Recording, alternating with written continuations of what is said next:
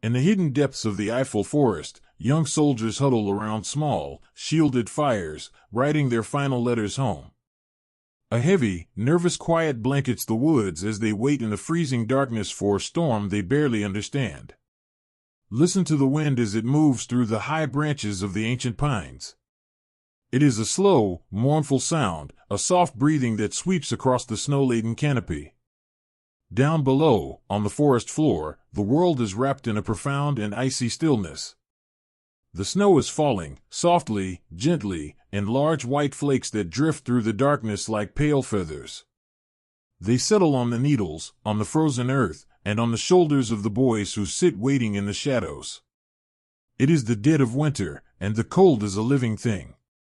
It creeps through the thick woolen coats, it bites at the tips of fingers, and it settles deep into the bones. Yet, in this vast, frozen woodland, there are thousands of beating hearts.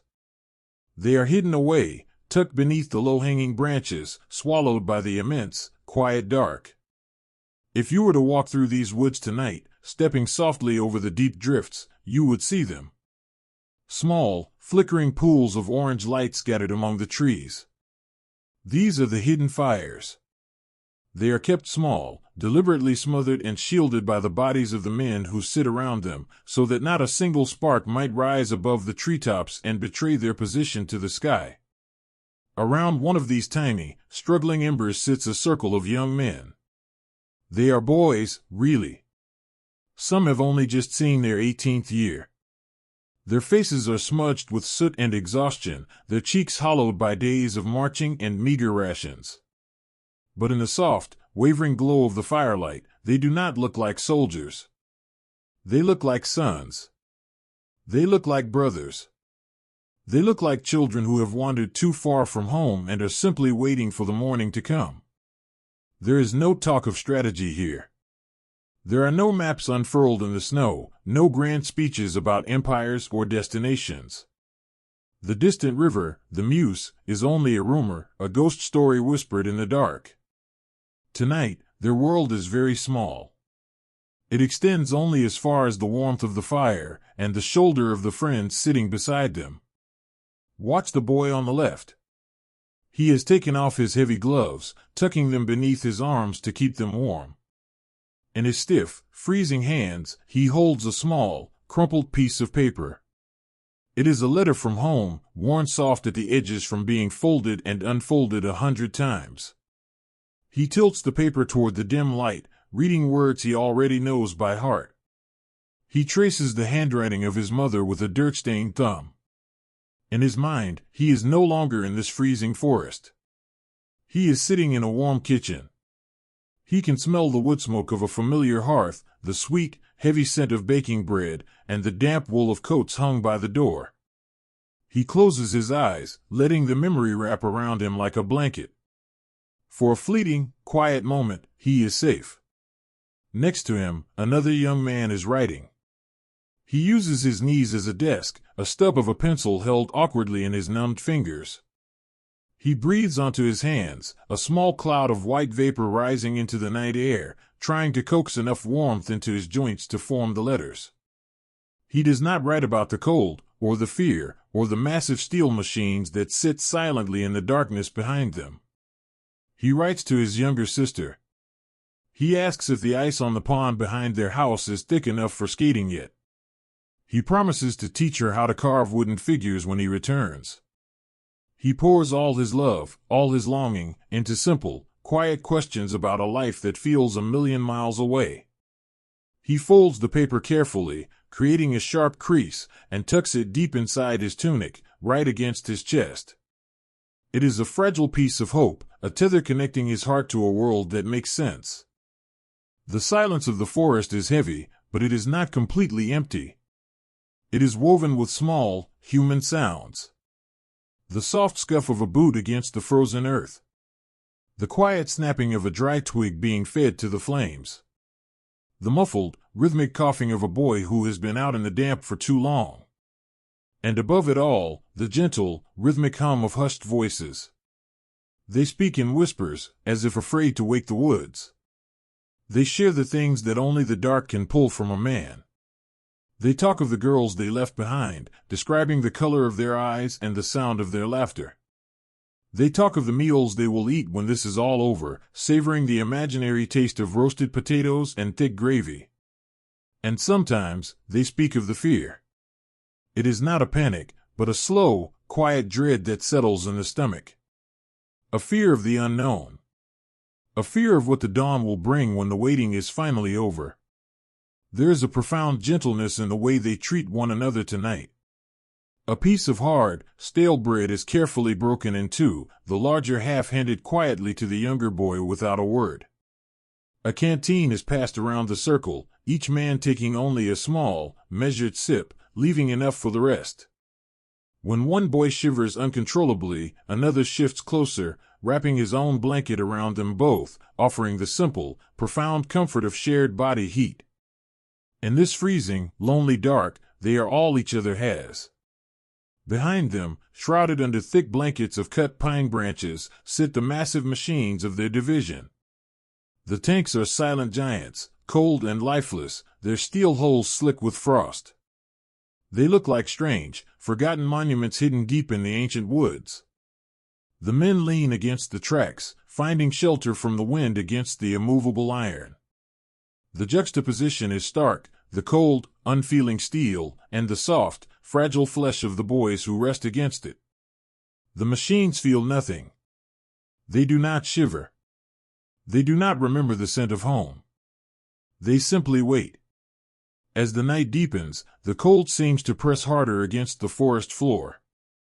The snow falls thicker now, weaving a delicate, white lace over the shoulders of the sleeping men. Some have closed their eyes, their chins resting on their chests, caught in a shallow, fitful sleep.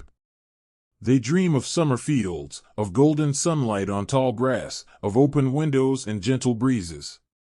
Their breathing is slow and ragged, a chorus of quiet sighs rising into the icy air. The sentries stand at the edge of the clearing, pacing slowly to keep their blood moving. They peer into the impenetrable gloom, seeing shapes shift in the falling snow. Their eyes are heavy, burning with exhaustion.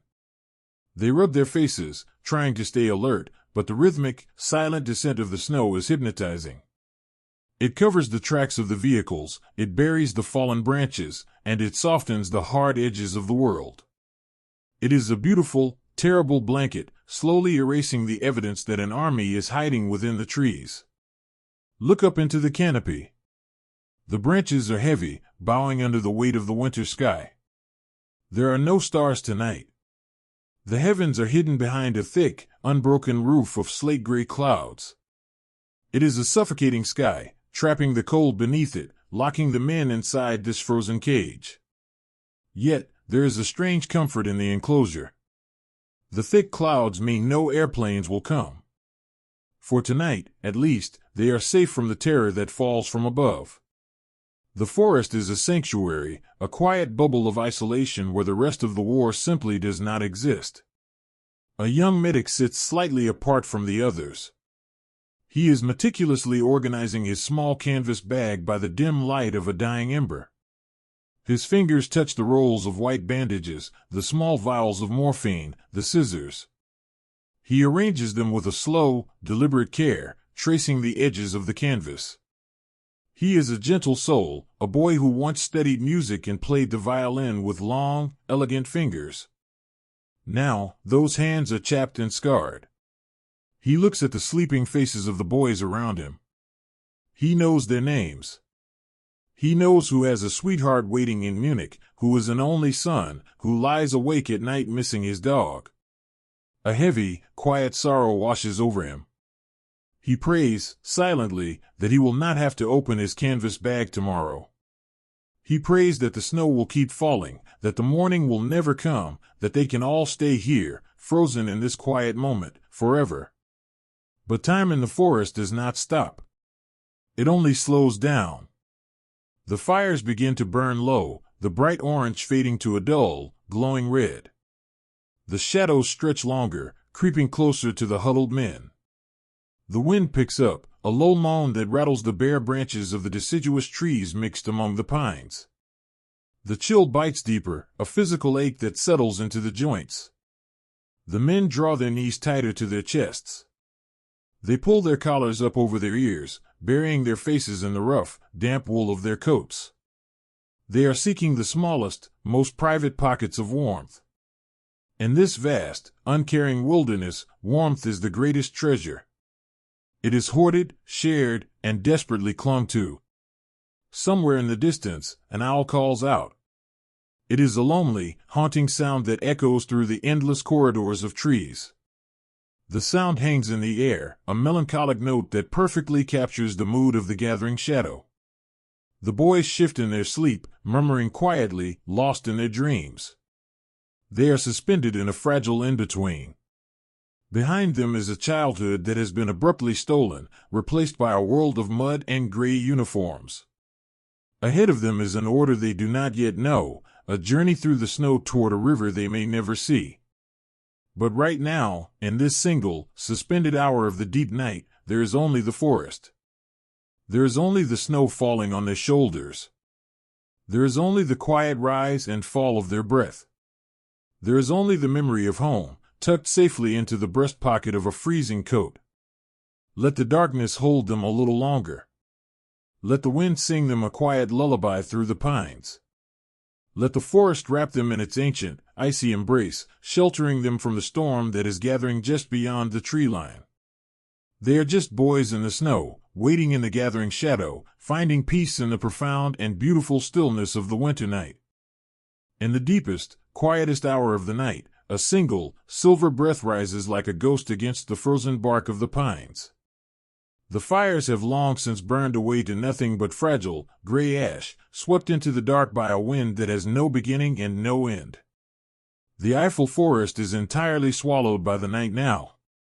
It is a darkness so complete, so profound, that the boys resting beneath the trees cannot even see the hands held up in front of their own faces. They can only feel the cold. It presses against them, a silent, heavy tide that has seeped through the layers of their coats, through the thick wool of their socks, and settled deep into their tired bones. Listen closely to the stillness. It is not an empty silence. It is filled with the rhythmic, slow sound of hundreds of sleeping souls. You can hear the fragile rustle of stiff, frozen fabric as a boy shifts his weight against the hard ground. You can hear the quiet, involuntary shivers of young men dreaming of warmer places. And, above all, you can hear the steady, rhythmic draw of the winter air. With every exhale, a small cloud of warm moisture escapes parted lips, blooming into the freezing night. It is the breath on the frost. It hangs in the air for a fleeting, delicate second before vanishing into the shadows, leaving behind a fine, sparkling rime on the collars of their tunics and the edges of their woolen scarves. Each breath is a quiet testament to life, a gentle rhythm keeping time in the frozen wasteland. Beneath the sweeping, snow-laden branches of a giant fir tree, two friends sit shoulder to shoulder. They are huddled so closely together that they seem to breathe as one.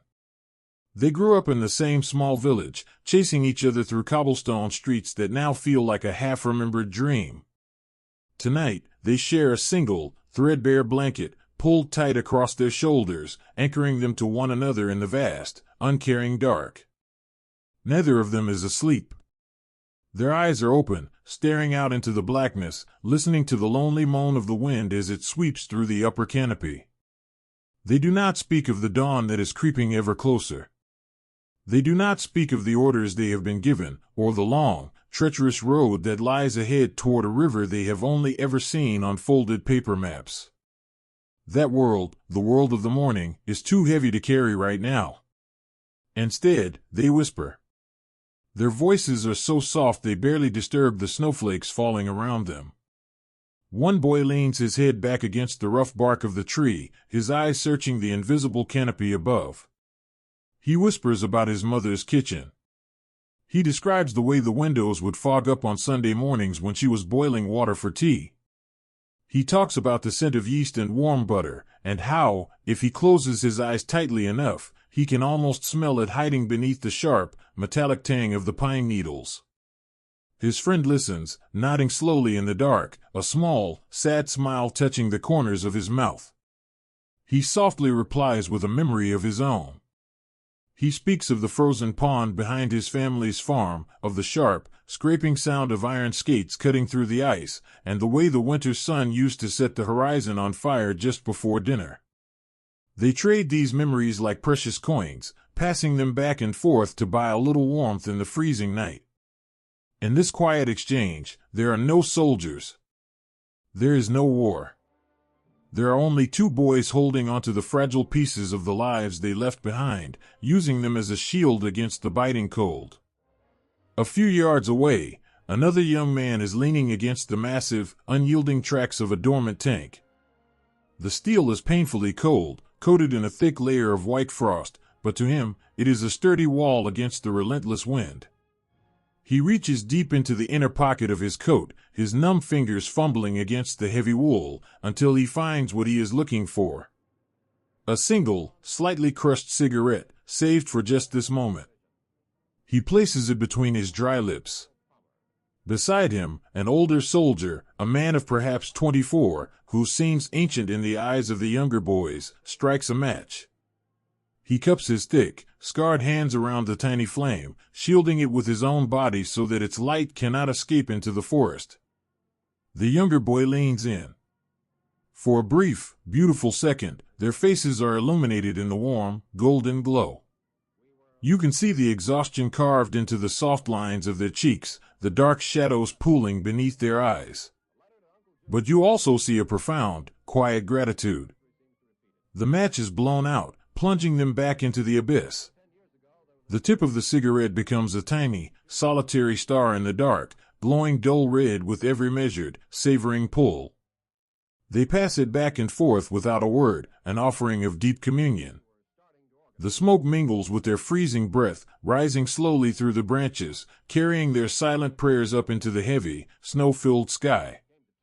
As the night stretches on, the mind begins to wander, slipping down the quiet corridors of fear.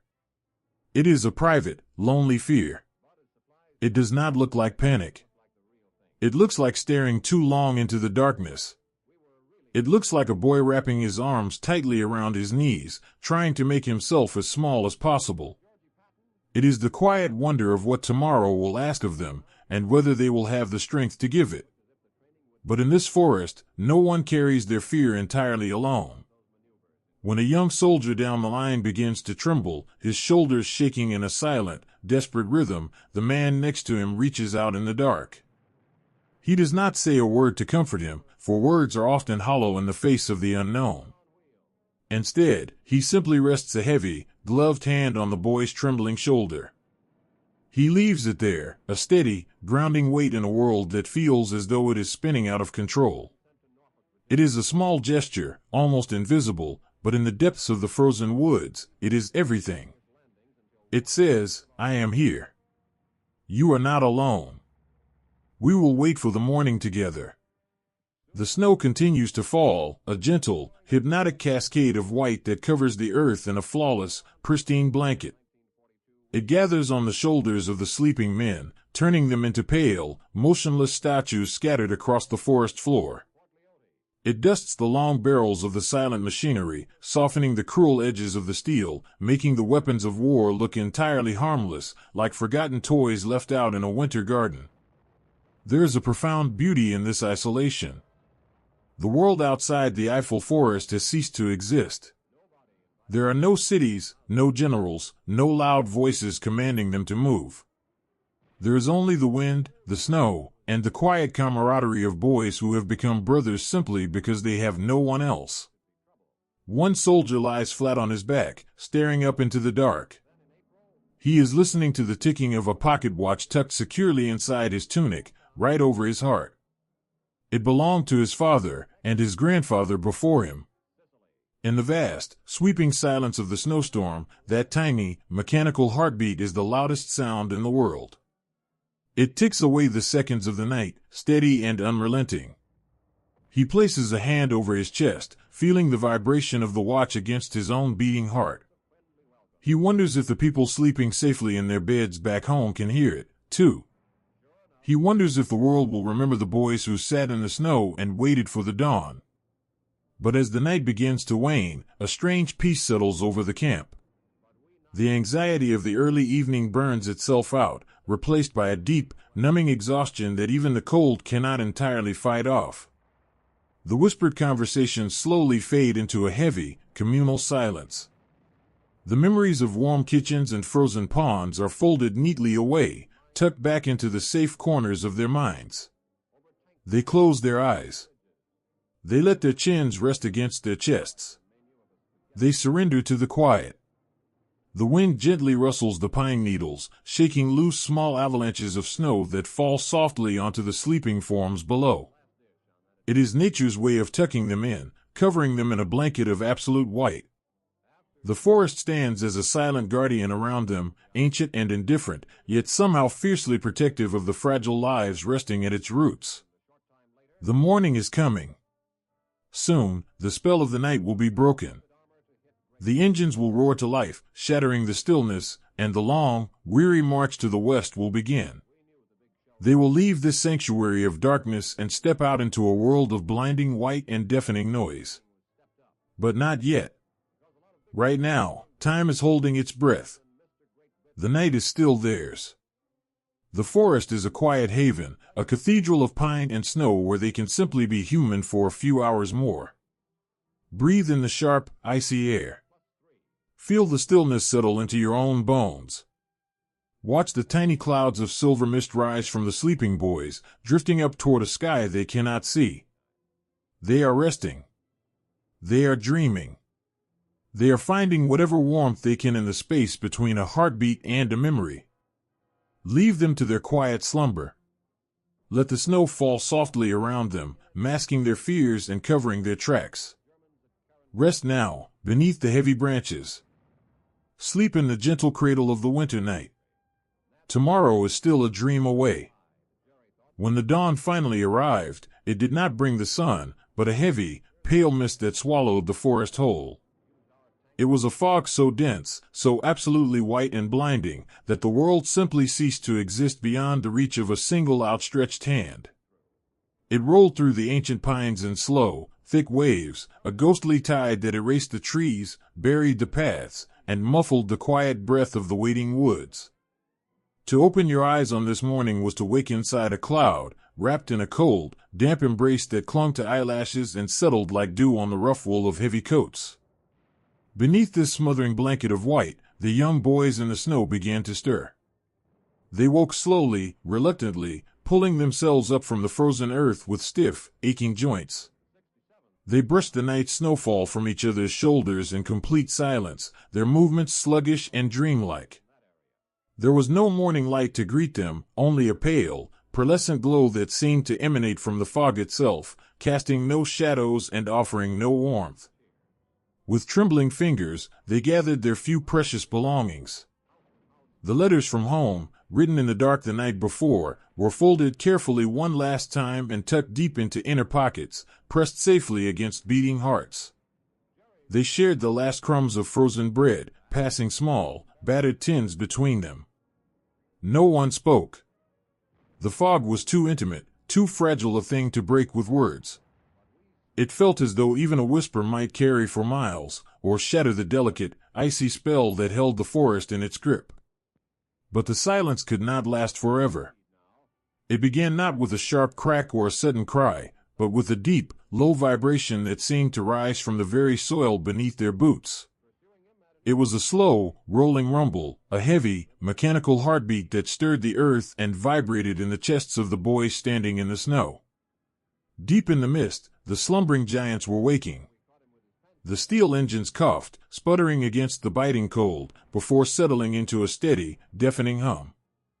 Plumes of dark, warm exhaust poured into the freezing air, mixing with the white fog, turning the mist into a swirling canvas of gray and silver. The silence was shattered, yet the soothing, hypnotic quality of the winter morning remained.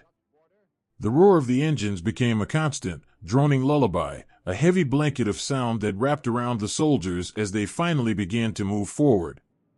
They stepped into the white void, a long, winding line of dark figures drifting into the fog. Within seconds, the camp was gone. The trees behind them vanished. The world narrowed down to the single, rhythmic crunch of the boots marching just one step ahead.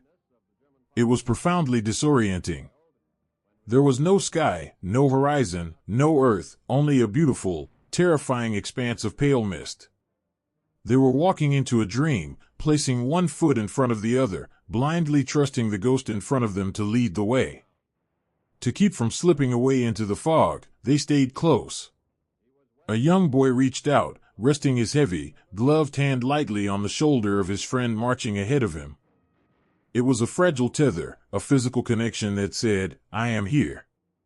I am following you. Do not leave me behind in the white."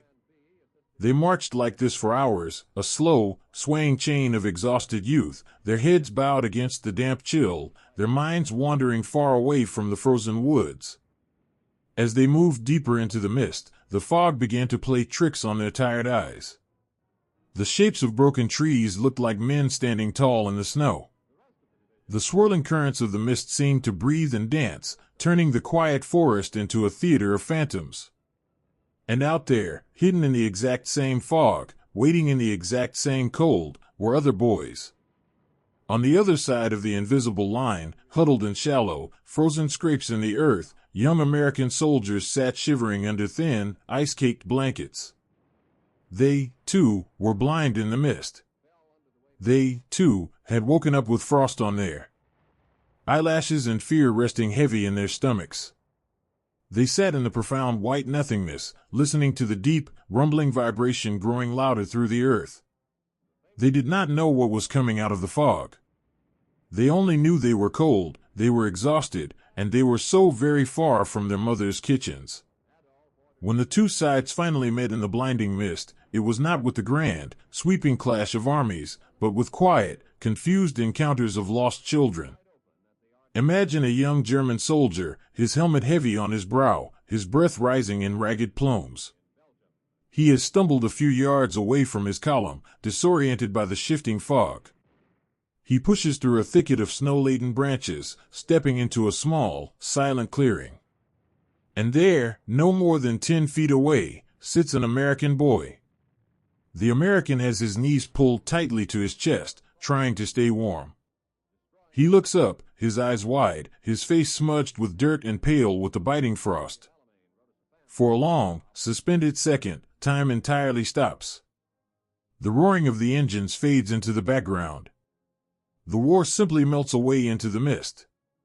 There are no flags here, no grand ideologies, no officers shouting orders.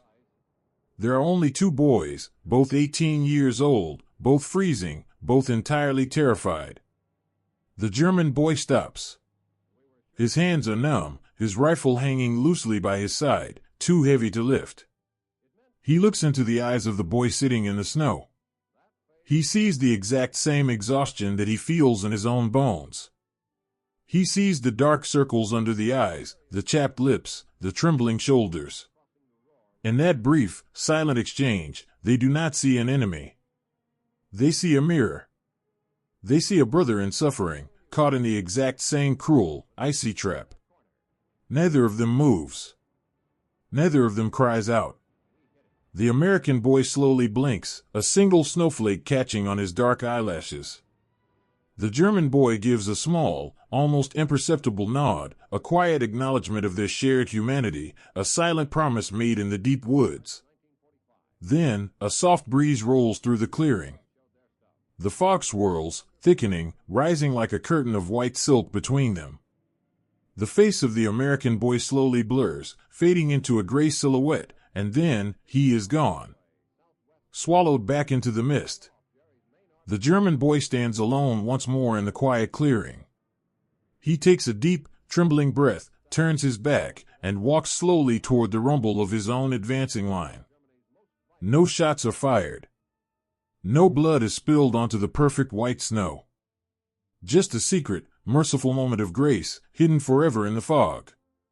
These were the ghosts of the Ardennes.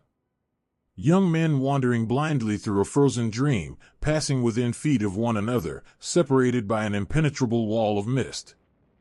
The fog was a great equalizer, stripping away the uniforms and the nations, leaving only the fragile, shivering truth of the human body underneath. Further down the line, the quiet march continues. The cold begins to seep past the wool, settling into the marrow of their bones. To survive it, the boys retreat inward. They build small, warm fires inside their own minds. One soldier walks with his head down, matching his steps to a song his mother used to sing to him when he was a child. He hums it soundlessly, the melody weaving through the rhythm of his boots crunching in the snow. Crunch, crunch, crunch. It becomes a meditation, a way to separate his mind from his freezing toes and his aching back. In his thoughts, he is walking through a sunlit field of tall, golden grass. He can feel the warmth of the summer sun on his neck. He holds tightly to the vision, letting it carry him forward through the blinding white void. Beside him, another boy reaches down and finds something half buried in the snowdrift.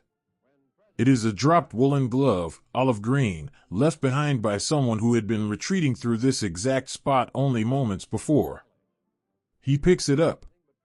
It is stiff with ice, but inside, it still holds the faint, ghostly shape of another human hand.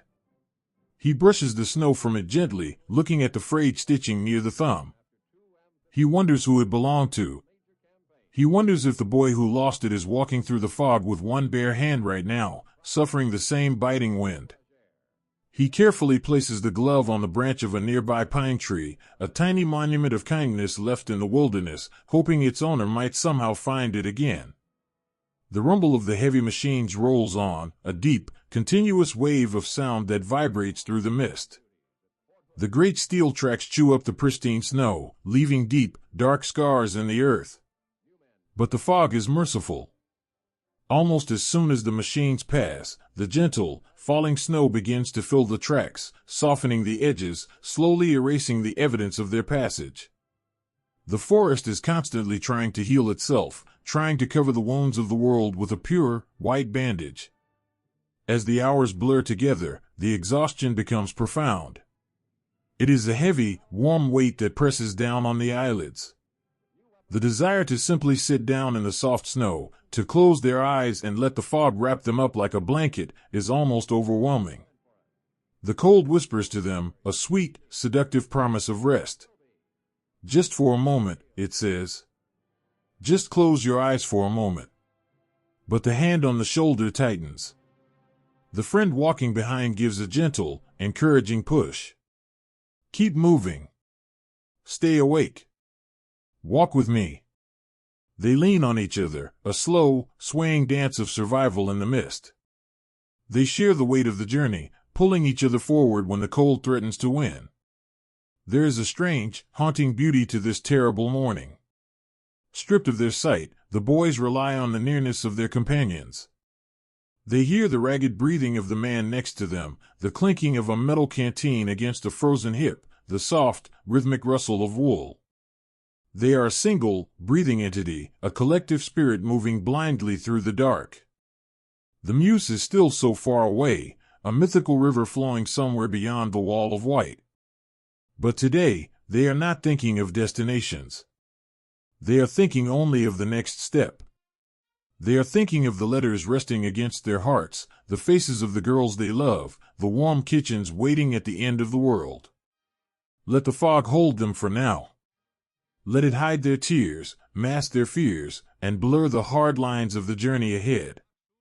They are walking into the great unknown, surrounded by the ghosts of the winter, finding their only comfort in the quiet, steady rhythm of each other's footsteps. Listen to the rumble. Listen to the wind. Listen to the soft, unbroken breathing of the boys in the mist, drifting together, deep into the endless white. A single, heavy boot breaks the pristine crust of the snow, leaving a quiet, echoing crunch in the endless white. Listen to the rhythm. It is a slow, steady pulse that beats through the heart of the Schnee Eifel.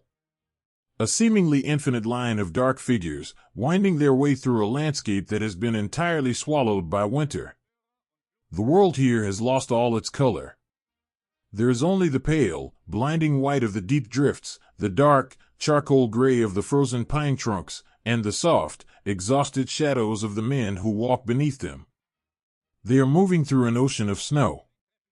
It is not the light, dusting powder of a gentle flurry, but a heavy, profound accumulation that has buried the roads, smoothed over the jagged rocks, and erased the boundaries of the earth.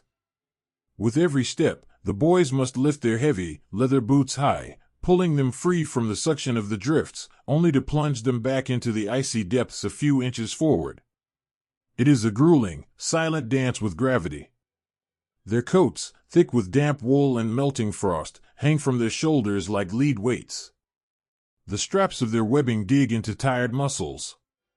And yet, the only sound in the forest is the soft, hypnotic squeak and crunch of thousands of footsteps pressing into the powder. It becomes a lullaby. Crunch. Pause. Crunch. Pause. A pendulum of motion that lulls the mind, coaxing it away from the biting reality of the frozen air. The cold in these woods is not simply a temperature. It is a living, breathing presence. It walks beside them, an invisible companion that wraps its icy fingers around their wrists and brushes against the napes of their necks. It whispers to them in the quietest, most persuasive of voices.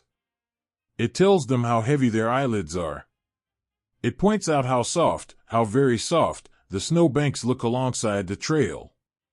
It promises that if they were to just sit down for a moment, just rest their heavy heads against the roots of a tree, they would find a deep, beautiful warmth waiting for them in sleep. It is a terrible, sweet temptation. Watch the young boy near the middle of the column. He is so tired that his eyes are half closed as he walks, his chin resting against the rough collar of his tunic. His eyelashes are coated in tiny, delicate beads of ice that catch the dim light. He drags his left foot, catching the toe of his boot on a hidden, snow-buried branch. His legs simply give way. He falls forward, sinking into the soft, white powder. The snow rushes up to embrace him, a cold but strangely gentle pillow. For a suspended second, he does not want to get back up. He lets out a long, ragged breath, a silver cloud that dissipates into the frost. He thinks of how easy it would be to just stay right here, to let the winter tuck him in and hide him from the world. But before the cold can fully claim him, a heavy hand grips the thick fabric of his shoulder. It is the soldier walking behind him, an older boy with deep lines of exhaustion carved around his eyes. He does not yell. He does not order the boy to rise. He simply plants his own boots firmly in the snow, leans down, and wraps a strong arm around the younger boy's waist. With a slow, straining groan, he heaves him up, pulling him back from the edge of the deep sleep. Still, no words are spoken. They do not have the breath to spare for conversation. The older boy merely pulls the younger one's arm over his own shoulder, acting as a human crutch. He takes on the extra weight, bearing the burden of his comrade without a second thought. They step forward together. Two bodies, leaning inward, sharing a center of gravity, keeping each other tethered to the waking world. It is a quiet, monumental act of love, hidden deep in the frozen woods. As the march grinds on, the column comes to a slow, shuddering halt. Somewhere up ahead, the giant steel machines are struggling to navigate a narrow bend in the pines. The men stand in place, shifting their weight from one numb foot to the other, trying to keep their blood flowing. One soldier, his face wrapped entirely in a gray scarf so that only his tired eyes are visible, slowly reaches into the deepest pocket of his trousers. His fingers are stiff, clumsy, and completely numb, but they search blindly until they find a small, wrapped bundle. He pulls it out into the pale light. It is a tiny, precious treasure, a broken piece of hard, stale biscuit, saved from a ration 10 days ago, and a single square of dark chocolate, wrapped in a scrap of foil. He looks at the food in his trembling palm. He is starving. His stomach is an empty, aching cavern. He could easily put both pieces into his mouth and swallow them whole.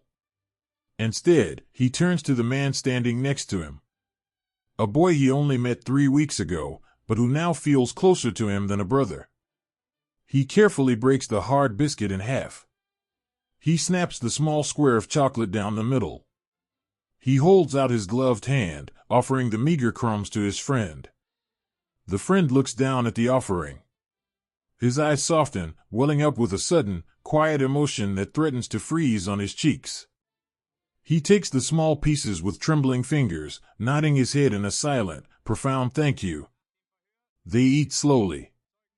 They let the hard chocolate melt on their tongues, savoring the bitter, sweet taste that explodes in mouths accustomed only to the taste of cold air and fear. For a fleeting, beautiful minute, that tiny piece of chocolate is a roaring fireplace. It is a thick woolen blanket. It is a momentary escape from the endless white. To survive the physical agony of the walk, the boys learn to detach their minds from their bodies. They leave their frozen feet and their aching backs, retreating into the deepest, warmest sanctuaries of their own memories.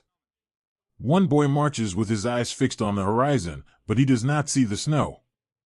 He sees his grandmother's parlor. He is walking through the front door, shaking the rain from his coat. He can see the faded floral pattern of the armchair by the window.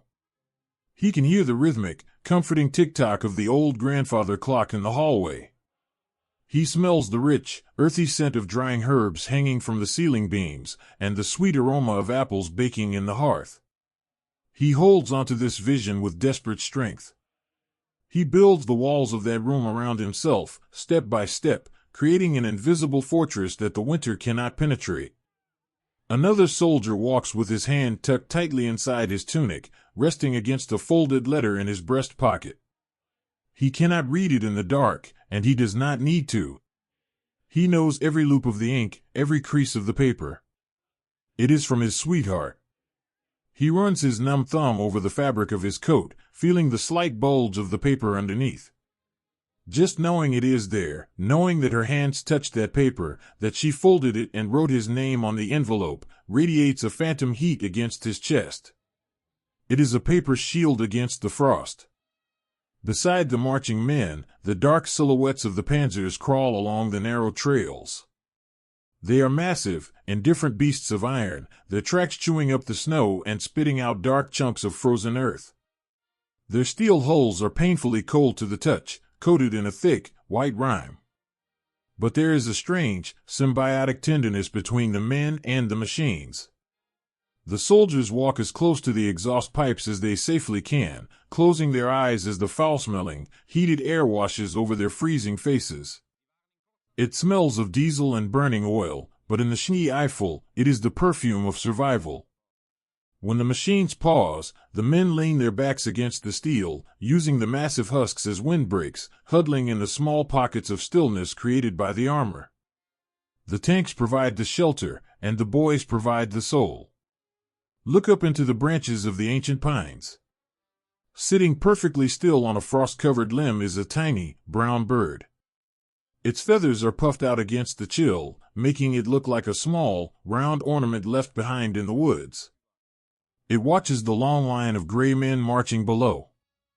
It does not fly away. It simply observes, a silent witness to the strange, tragic procession of humanity wandering through its quiet kingdom. The forest remains neutral. It does not judge the boys in the snow, it only watches them pass, offering neither help nor hindrance, only the profound, indifferent beauty of the wild. As the hours stretch on, the quality of the light begins to change. The blinding white of the midday sky softens, fading into the melancholy beauty of the blue hour. The snow takes on a deep, sapphire hue. The shadows of the trees stretch long and thin across the drifts, intertwining with the shadows of the marching men. The cold deepens with the fading light, sinking its teeth a little further into their weary bones. But the rhythm of the footsteps never falters. Crunch. Drag. Crunch. Drag. It is the heartbeat of a collective organism that refuses to stop beating. They are so incredibly tired. Every muscle fiber screams for rest. But they do not stop. They find strength they did not know they possessed, hidden deep in the quiet reserves of the human spirit. They find it in the hand on a shoulder. They find it in a shared crumb of bread. They find it in the memory of a warm kitchen and the promise of a distant spring. They are a ribbon of quiet resilience, winding through a desolate world. They do not march for glory tonight. They do not march for the maps drawn by generals in warm rooms far away. They march for the boy walking beside them. They march because the only way out of the cold is through it. The wind begins to whisper again, sweeping through the blue twilight, stirring up tiny cyclones of white powder that dance across the trail. It brushes against the faces of the soldiers, cooling their flushed, frostbitten cheeks. Let the rhythm of their footsteps soothe you. Watch them fade slowly into the deepening dusk, a line of ghosts dissolving into the shadows of the pines. The heavy boots rise and fall, pressing into the snow, leaving a long, winding trail of footprints that the falling snow is already beginning to fill. Listen to the quiet squeak of the powder. Listen to the soft, synchronized breathing of the boys in the cold. They are carrying each other through the dark. They are walking toward the dawn. Let their quiet heroism be a gentle comfort in the night. Rest now, as they march on, their footsteps a fading, peaceful echo in the endless, beautiful snow. A single, golden sliver of candlelight slips beneath a heavy wooden door, spilling softly onto the frozen cobblestones of a sleeping village. For days, the boys have known nothing but the wild, indifferent embrace of the winter forest. They have marched through an endless ocean of pine and white drifts, where the only architecture was the overarching branches of ancient trees. But tonight, the tree line suddenly breaks. The winding, snow-choked trail spills out into a narrow valley, and the dark, imposing silhouettes of nature are replaced by the quiet, geometric shapes of human life. It is a small Belgian village, tucked away in the folds of the Ardennes. Under the heavy, starless sky, it looks like a town woven from shadows and frost. The slate roofs are buried beneath thick blankets of pristine snow. The stone chimneys stand tall and silent, with not a single wisp of smoke rising from their flues. Every window is shuttered tight, the heavy wooden slats pulled closed and bolted from the inside. From the outside, the village appears completely abandoned, a ghostly crossroads frozen in time. But as the long, gray column of exhausted soldiers slowly shuffles down the narrow main street, the air is thick with a heavy, unseen presence. The village is not empty. It is simply holding its breath. Listen to the muffled sounds of the passing army. The snow on the cobblestones softens the heavy tread of the marching boots, turning the footfalls into a rhythmic hush. Hush. Hush. Hush. The great steel tracks of the panzers roll through the narrow avenues, their engines dialed down to a low, trembling hum that vibrates through the ancient stone foundations of the houses. The machines are too large for these small, intimate streets. They brush against the frosted hedges, their iron hulls scraping gently against the wrought iron fences, leaving deep, dark tracks in the perfect white snow. To the boys walking alongside the machines, this village is an agonizing mirage. They look at the sturdy stone walls, at the frosted window panes hiding just behind the shutters. Their minds, desperate for comfort, immediately begin to paint pictures of the worlds hidden inside. They imagine a warm hearth, the fire burned down to a gentle, glowing cherry red. They imagine thick, woolen blankets draped over the backs of wooden chairs. They imagine a dry floor, a place to take off their boots and let the feeling slowly, painfully return to their frozen toes. One young soldier drags his hand along the rough, icy face of a stone cottage as he walks. Even through his thick glove, the stone feels solid, permanent, and safe. It feels like the home he left behind. He closes his eyes for just a second, letting the gentle sway of his march carry him forward. In his mind, all he has to do is reach out, turn the brass handle of the door, and step inside out of the wind. He would be met by the smell of boiling potatoes and the soft, familiar voice of his mother telling him to shut the door before he lets the cold in. But he does not turn the handle. He keeps his hand against the stone, a fleeting, desperate touch, and continues to walk into the dark. He knows that inside that house, there is no warmth waiting for him. There is only fear. Beneath the frozen cobblestones, deep in the damp, earthen cellars of the village, families are huddled in the pitch black. When the deep rumbling of the engines first echoed down the valley, the villagers did not flee into the woods. The winter was too cruel, the snow too deep. Instead, they gathered up their children, their thinnest blankets, and whatever small loaves of bread they had in their cupboards, and they descended into the earth. Down here, the air smells of old potatoes, damp soil, and the sharp, metallic tang of sheer terror. A mother sits on a wooden crate, her arms wrapped tightly around her two young children. She presses their faces into her heavy woolen shawl, murmuring softly into their hair, telling them to close their eyes and think of the springtime. She rocks them back and forth in a slow, soothing rhythm, trying to absorb their trembling into her own body. Above them, the ceiling of the cellar, the wooden floorboards of their own kitchen, groans and vibrates. Fine trails of dust drift down from the rafters, dusting the shoulders of the hiding families. They can hear the crunch of the boots. So many boots. They hear the low, unintelligible whispers of the men outside, the clanking of metal against metal, the terrifying, mechanical growl of the tanks passing just inches from their cellar windows. They do not know who these men are. They only know that they belong to the war, to the great, terrible storm that has swept over their peaceful valley. They hold their breath, praying to the quiet dark that the storm will simply pass them by. But the winter night is long, and the soldiers are so deeply weary.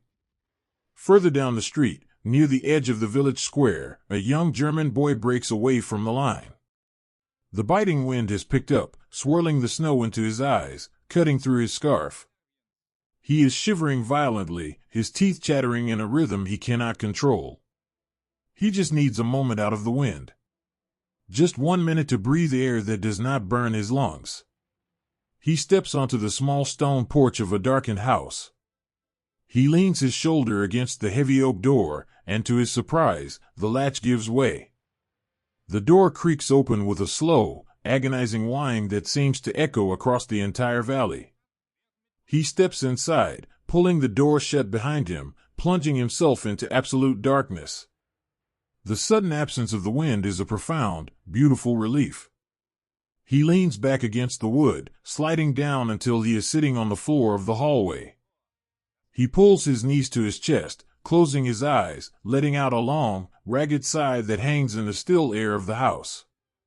For a moment, there is only silence. But then, his ears adjust. Beneath the muffled rumble of the convoy outside, he hears something else. It is a tiny, fragile sound. A sharp intake of breath. The muffled whimper of a child. It is coming from beneath the floor. The boy opens his eyes. He slowly pushes himself up from the floorboards. His heavy boots feel incredibly loud in the quiet house as he walks toward the back of the hallway. He finds a narrow wooden door, slightly ajar, leading down into the cellar. A faint, trembling glow of a single candle casts long, haunting shadows against the stone steps. He does not reach for his rifle. It hangs forgotten on his shoulder, nothing more than an extra piece of useless weight.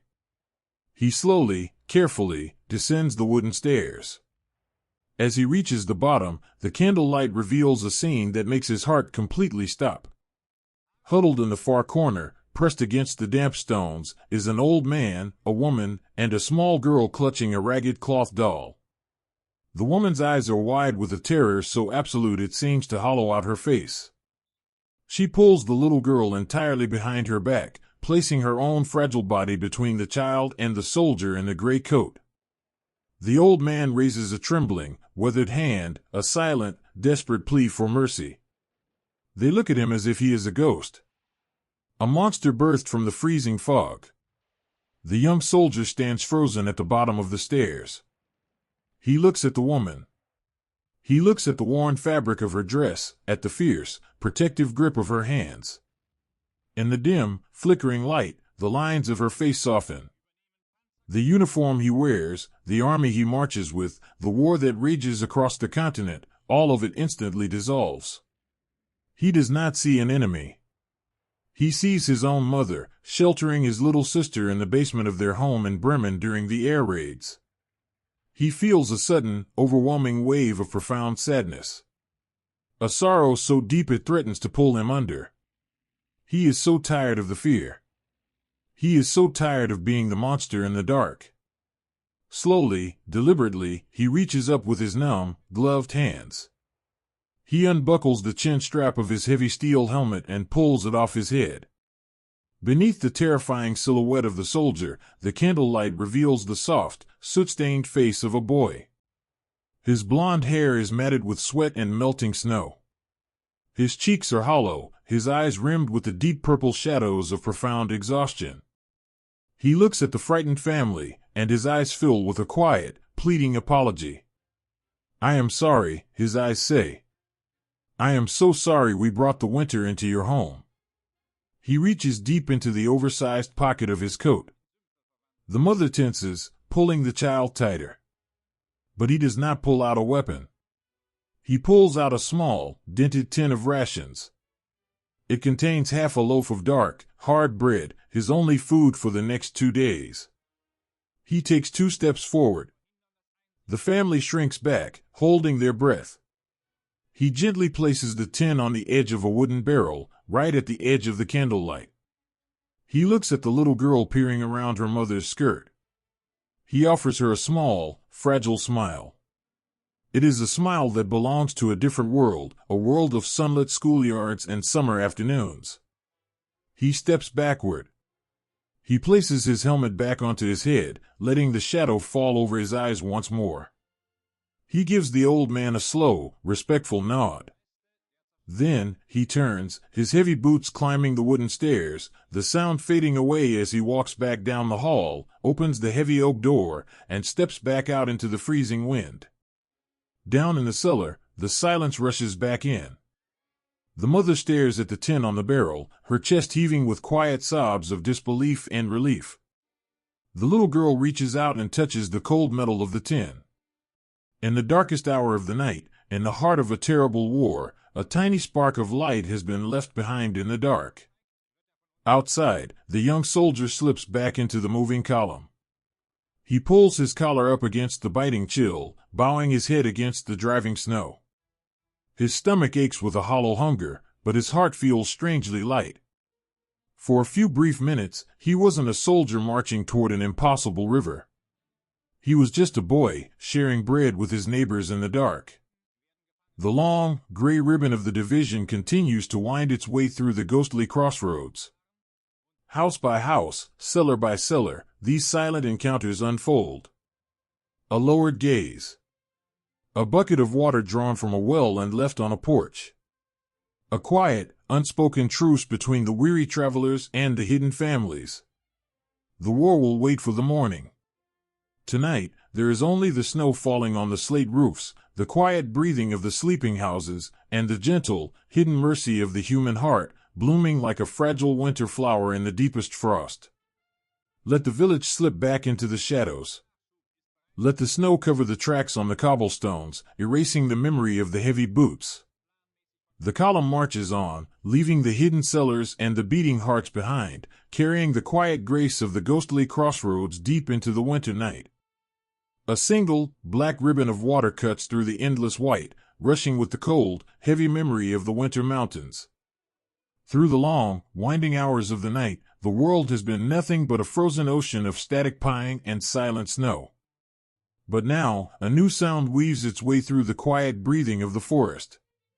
It is not the wind, and it is not the deep, mechanical hum of the waiting engines. It is a soft, continuous rush. A liquid murmur that speaks of ancient currents and deep, hidden places. As the weary column of boys emerges from the tree line, they stand at the edge of a steep bank. Below them lies the river. In the dead of night, the water does not reflect the sky. It is completely, perfectly dark, like a vein of ink poured across the porcelain landscape. It moves with a swift, silent urgency, swirling around smooth, hidden stones, carrying small, pale shards of broken ice on its surface. For the soldiers standing on the ridge, the sight of the water brings a deep, quiet dread. They are already so profoundly cold. The dampness of the snow has long since crept through their heavy woolen coats, settling into the lining of their boots and the fabric of their socks. They have survived by hoarding whatever tiny pockets of body heat they can generate, wrapping themselves tight, moving constantly. The thought of stepping into that rushing, freezing blackness feels like stepping off the edge of the world. But the path leads forward, straight down the bank and into the current. There is no bridge here. There is no warm crossing. There is only the mud, the water, and the quiet resolve of exhausted men. The approach to the water's edge is a treacherous slope.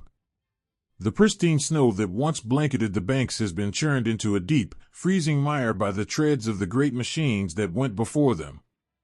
It is a slick, heavy paste of dark earth and crushed ice. Watch the young men as they begin their descent. They do not march in formation now. They slide and stumble, their boots seeking any solid purchase in the slipping earth. They reach out for one another, grasping at the sleeves of their comrades, locking their hands onto thick leather belts. When one boy begins to slide backward, his arms flailing in the quiet dark, two others immediately anchor themselves, hauling him back to his feet with a synchronized, heavy grunt. They are tethered together by sheer willpower, a living chain of boys navigating the sliding earth. Among the shadows, moving with a slow, powerful grace, are the draft horses. In this war of steel and oil, the quiet, beating heart of the supply train still relies on these gentle, massive creatures. They are beautiful, sorrowful giants, their thick winter coats matted with sweat and melting frost. Large plumes of white steam billow from their wide nostrils with every heavy, rhythmic exhale. They are just as exhausted as the boys who lead them, their large, dark eyes wide with the anxiety of the uncertain footing. A young handler, no more than 19, walks beside a massive, dapple-gray mare. The wagon she is pulling is heavy, laden with the wooden crates of ammunition and medical supplies that the division desperately needs. The boy holds her leather-led rope loosely in his freezing hand. He does not pull. He does not strike her. Instead, he leans his own body against her massive shoulder, finding a beautiful, fleeting warmth in the heat radiating from her skin. He reaches up with a bare hand, his fingers trembling, and gently strokes the soft, velvet skin of her muzzle. He leans his face close to hers, and in a voice so soft it is almost swallowed by the rushing water, he whispers to her. He tells her she is a good girl. He tells her he knows it is cold, but they are almost there. The horse seems to listen.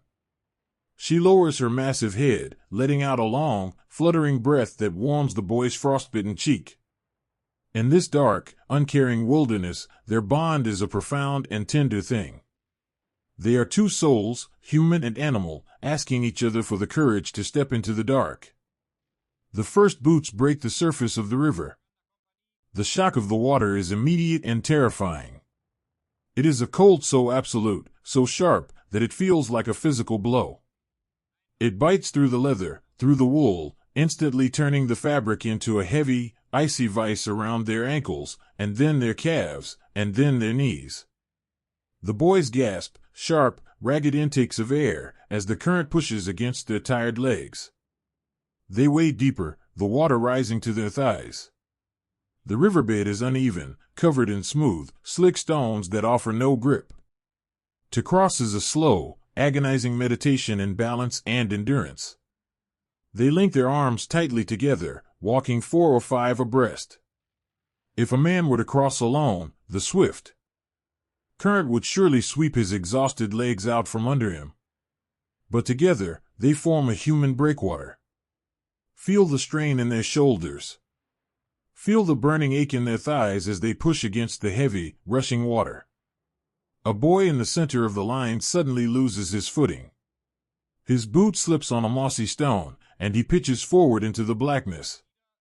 The freezing water rushes up to swallow him, but before he can even cry out, the men on either side of him tighten their grips. Their hands lock onto his webbing, their knuckles turning white with the effort, and with a collective, straining heave, they pull him back up into the air. He stands there, coughing, water pouring from his helmet and his collar. He is entirely soaked, shivering so violently his teeth chatter like dry bones. The boy next to him simply pulls him closer, pressing his own shoulder against the wet wool, offering his own body as a crutch. "Keep moving," the gesture says. "I have you. Just keep moving." The wagons enter the river, and the real struggle begins. The heavy wooden wheels sink immediately into the soft, muddy bottom of the riverbed.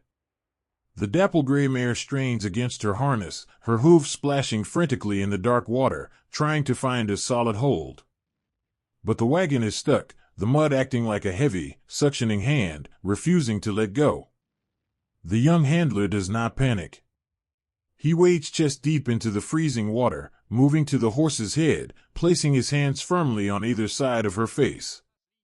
He speaks to her again, a steady, calming mantra, keeping her from thrashing in terror. From the banks, the other boys see the struggle. They do not wait for an order. They do not hesitate, even though it means plunging themselves deeper into the icy flow. A dozen young men drop their rifles onto the muddy bank and wade into the swirling black river. They gather around the back and sides of the heavy wooden wagon. They sink into the mud, the freezing water swirling around their waists, soaking the pockets where they keep their precious letters from home. They place their raw, freezing hands against the rough, splintered wood of the wagon's tailgate. They press their shoulders against the heavy wheels. They look at each other in the gloom. Their faces are pale masks of exhaustion, their breath rising in a synchronized, billowing cloud of silver mist. The older boy among them, the one who always shares his rations, gives a quiet, measured nod. 1, he whispers, his voice strained and tight. 2. The boys dig their boots deep into the slick riverbed. 3. They push. It is an agonizing, superhuman effort. You can hear the deep, guttural groans escaping their lips, the sound of bodies being pushed to the very absolute edge of what a human being can endure. The muscles in their backs scream. Their lungs burn with the icy air. The mare at the front leans into her harness with every ounce of her massive strength. For a long, terrible moment, nothing happens. The mud holds tight. The river flows around them, indifferent to their suffering. And then, with a slow, sucking sound that echoes across the water, the wheels break free. The wagon lurches forward, inch by painful inch. The boys do not let up. They keep pushing, walking with the rolling wheels, fighting the current, fighting the mud, until the heavy wooden cart begins to rise up the slope of the opposite bank. When the last wheel clears the water, the men collapse. They drag themselves up onto the snow-covered earth, falling to their hands and knees, their chests heaving, their breath tearing through the quiet night. They have crossed the ribbon of Black River. But there is no fire waiting for them on this side. There are no dry clothes, no warm beds. The wind sweeps down the valley, hitting the wet wool of their uniforms, turning the moisture into a creeping, lethal crust of ice. They are shivering so uncontrollably that they cannot even speak. The cold has seeped into the very marrow of their bones. Yet, in this moment of supreme, miserable suffering, the quiet heroism of the human spirit blooms once more. A boy who crossed earlier, whose own boots are soaked but whose coat is relatively dry, walks over to the shivering group. He kneels in the snow beside the boy who had fallen into the water. Without a word, he unbuttons his own heavy coat. He takes it off, exposing himself to the biting wind, and drapes the relatively dry wool over the shaking shoulders of his friend. Another soldier sits in the snow, his hands completely numb. He is trying to unlace his wet boots, desperate to wring out his freezing socks, but his fingers simply will not work. They are stiff, pale, and completely useless. The boy sitting next to him sees his struggle.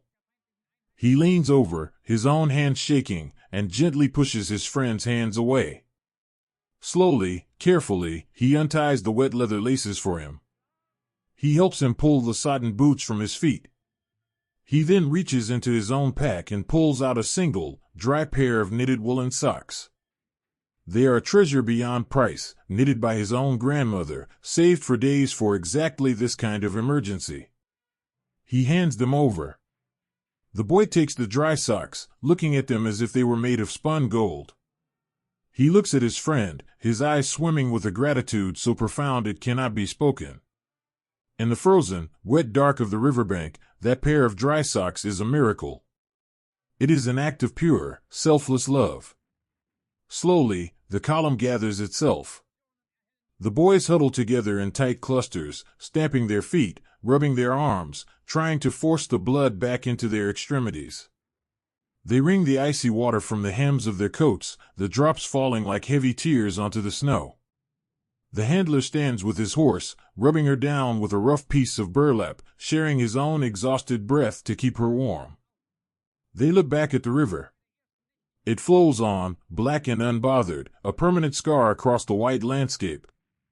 They have conquered it, not with steel or fury, but with the quiet, shared endurance of their fragile human bodies. They have bled their warmth into the water, and in return, they have found a deeper reliance on the man standing next to them. The journey is not over. The Meuse is still a distant, impossible dream, hidden somewhere far beyond the dark hills. The snow is already beginning to fall again, large, gentle flakes that drift down to cover the muddy tracks on the riverbank. But for now, they are across.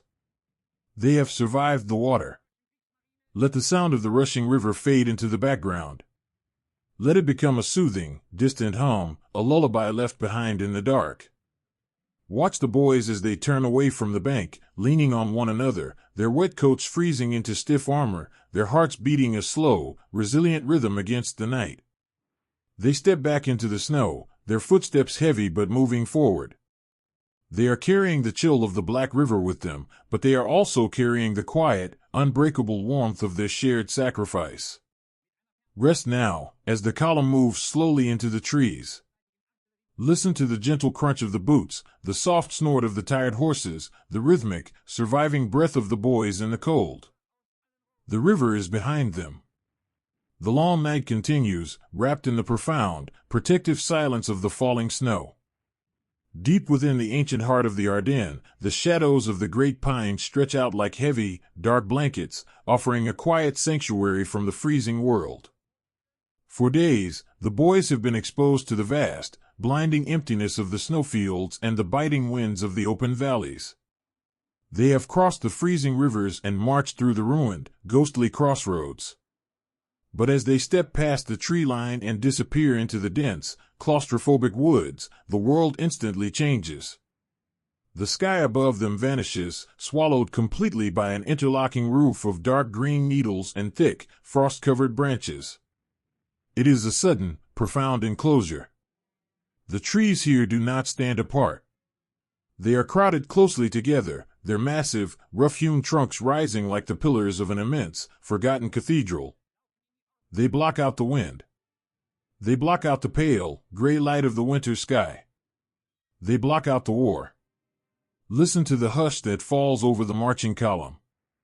The furious, howling gales of the open hills are reduced to a soft, distant murmur at the very top of the canopy, a gentle ocean of sound that never reaches the forest floor. Down here, the air is entirely still. It smells deeply of rich, damp earth, sharp pine resin, and the quiet decay of autumn leaves buried beneath the snow. To an army trying to move massive machines of steel, this dense woodland is a nightmare. The narrow, winding trails are barely wide enough for a wagon, let alone the great panzers that scrape their iron sides against the ancient bark, leaving deep, weeping scars in the wood. But to the weary, shivering boys walking beside the tracks, the forest is something else entirely. It is a hiding place. It is a room with walls. It is the first place in a very long time where they feel they cannot be seen. As they push deeper into the timber, a strange and powerful transformation begins to take hold of the men. The sharp, biting edge of fear, the constant, nervous glancing at the horizon, the terrible anticipation of what might be waiting in the mist, slowly begins to dissolve. It is not replaced by bravery, nor by hope. It is replaced by an exhaustion so absolute, so heavy and deep, that it simply crowds out every other human emotion. The body has nothing left to give to anxiety. The mind no longer has the energy to be afraid. Watch the rhythm of their footsteps. It is no longer a march. It is a slow, hypnotic shuffle. They drag their boots through the shallow snow, their heads bowed low, their shoulders slumping under the agonizing weight of their damp wool coats. Their eyelids flutter, desperately trying to stay open, fighting a losing battle against the sweet, seductive gravity of sleep. Some walk with their eyes completely closed, trusting the hand of the boy in front of them, letting themselves drift into brief, fragmented dreams while still upright. They are floating in a surreal, twilight space between waking and sleeping. The war has faded into a distant, unimportant rumor. The Meuse River is just a name on a map that none of them can picture anymore. All that exists is the quiet dark of the pines, and the desperate, overwhelming craving for rest. Eventually, the great steel machines can go no further in the dark. The engines sputter, cough, and are finally switched off, one by one. The sudden silence that rushes in to fill the void is massive and beautiful. It settles over the woods like a fine dust, soft and calming. The order to halt is not shouted. It is passed down the line in a series of exhausted whispers, rippling through the shadows like a gentle breeze. Halt. Rest. Halt. The boys do not unpack their gear. They do not attempt to pitch tents or dig scrapes in the frozen earth. They simply look to the giant pines standing silent guard around them. A young soldier, his face smeared with soot and his lips pale from the cold, shuffles slowly toward the base of a massive fir tree. The trunk is easily 10 feet around, its roots knotting thick and sturdy into the ground, forming a small, natural cradle. He does not even take his rifle off his shoulder. He just turns his back to the rough bark and allows his knees to buckle. He slides down the wood, a slow, rustling descent, until he is sitting in the snow, his knees pulled up tightly against his chest. He leans his heavy, aching head back against the frozen bark. The wood is hard, and it is terribly cold, but to him, in this moment, it is the most magnificent comfort in the world. It is solid. It holds him up so that he no longer has to hold himself. He lets out a long, shuddering sigh. You can see the silver vapor of his breath rise and tangle in the low-hanging branches. He closes his eyes, and within a single heartbeat, he is asleep. He does not dream of marching. He dreams of a soft feather bed in a room with a closed door, where the wind can never reach him. All around him, hundreds of boys are doing the exact same thing. They are collapsing in slow motion, finding their own small sanctuaries at the roots of the ancient trees. Two friends, who have shared every crumb of bread and every terrifying moment since the autumn, find a spot between two closely grown pines. They are too cold to sleep apart. Without exchanging a word, they sit back to back. They wedge themselves between the tree trunks, using each other's bodies as a living, breathing cushion. One boy reaches up with clumsy, numb fingers and pulls his woolen collar high over his ears. The other carefully drapes a single, thin blanket over both of their heads, creating a tiny, dark tent of shared warmth. Beneath that blanket, they listen to the slow, steady rhythm of each other's beating hearts. It is a grounding sound, a quiet reassurance that they have survived another day.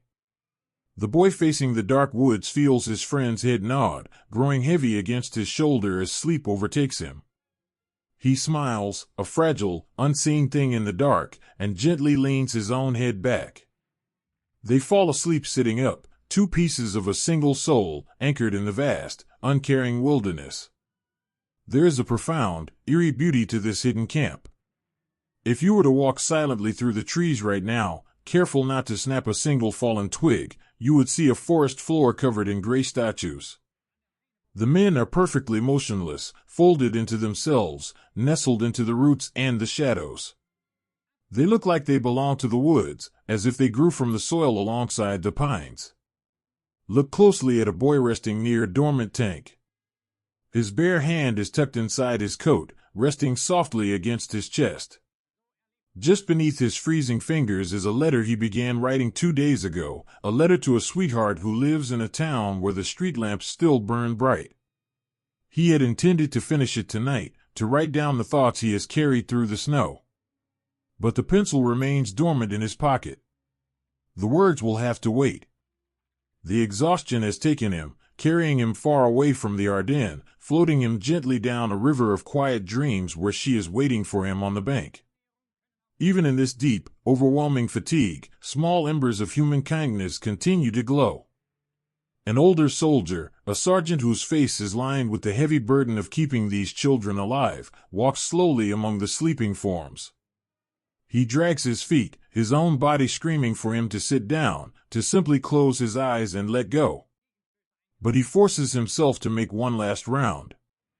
He stops beside a young boy who has slumped entirely sideways, his cheek resting directly on the frozen, icy crust of the snow. The boy is shivering in his sleep, his thin coat offering no real protection against the damp earth. The sergeant kneels down. His joints pop and ache in the cold. He gently, slowly, slides his arms under the boy's shoulders and lifts him up, propping him back against the sturdy trunk of the tree. He takes his own scarf, a thick length of gray wool, and unwinds it from his neck. He wraps it carefully around the boy's throat, tucking the ends deep inside the boy's tunic to trap the heat. He brushes a few stray flakes of snow from the boy's eyelashes, his touch as light and tender as a father putting his son to bed. He stays there for a moment, listening to the boy's breathing steady and calm down. Only then does the older man find his own tree, sitting down heavily in the dark, surrendering to the night. The forest watches over them all. The ancient pines stand like silent, wooden sentinels, their wide branches stretching out like protective arms, catching the falling snow before it can reach the sleeping faces below. The woods do not care about the uniforms they wear. The trees do not know the language they speak or the orders they follow. They only know that these are fragile, tired creatures who have come seeking shelter in the dark. As the hours drift by, a deep, collective rhythm takes over the forest floor.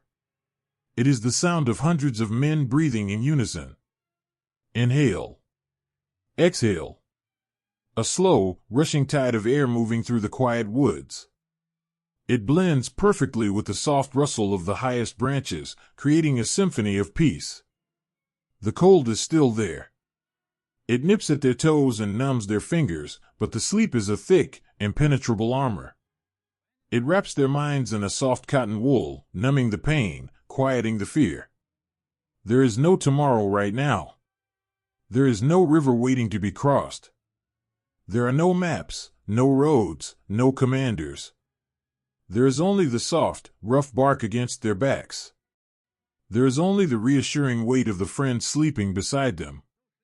There is only the deep, beautiful dark of the shadows and the pines.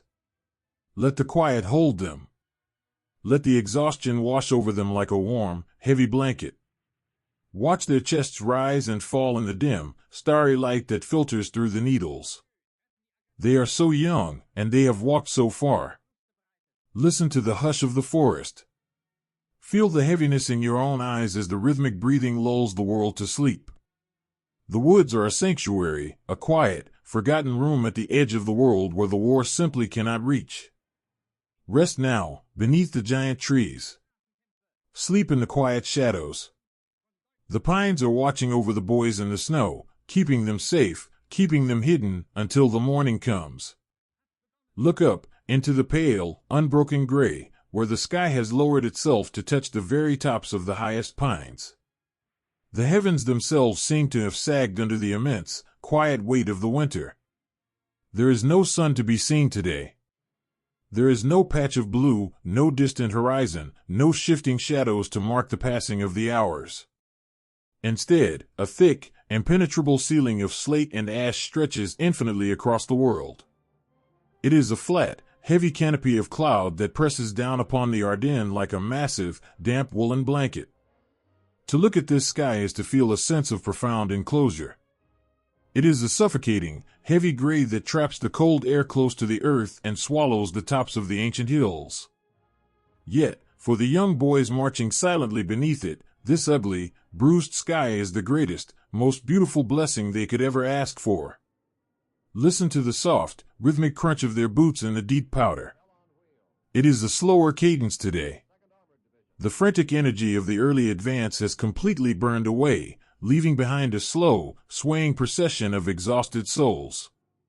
They walk with their heads bowed, their shoulders rounded under the weight of their gear, but they do not look up with fear. They know what a clear, blue sky means.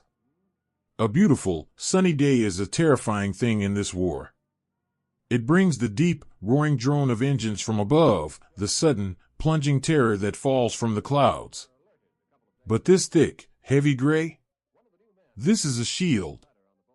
The storm clouds are an iron roof that keeps the terror at bay. As long as the heavens remain heavy and dark, the boys are safe from the sky. The overcast loom wraps around the column, offering a strange, profound comfort. It is an isolating sanctuary, a protective dome that shrinks the entire universe down to the quiet, snowy path directly in front of their frozen boots.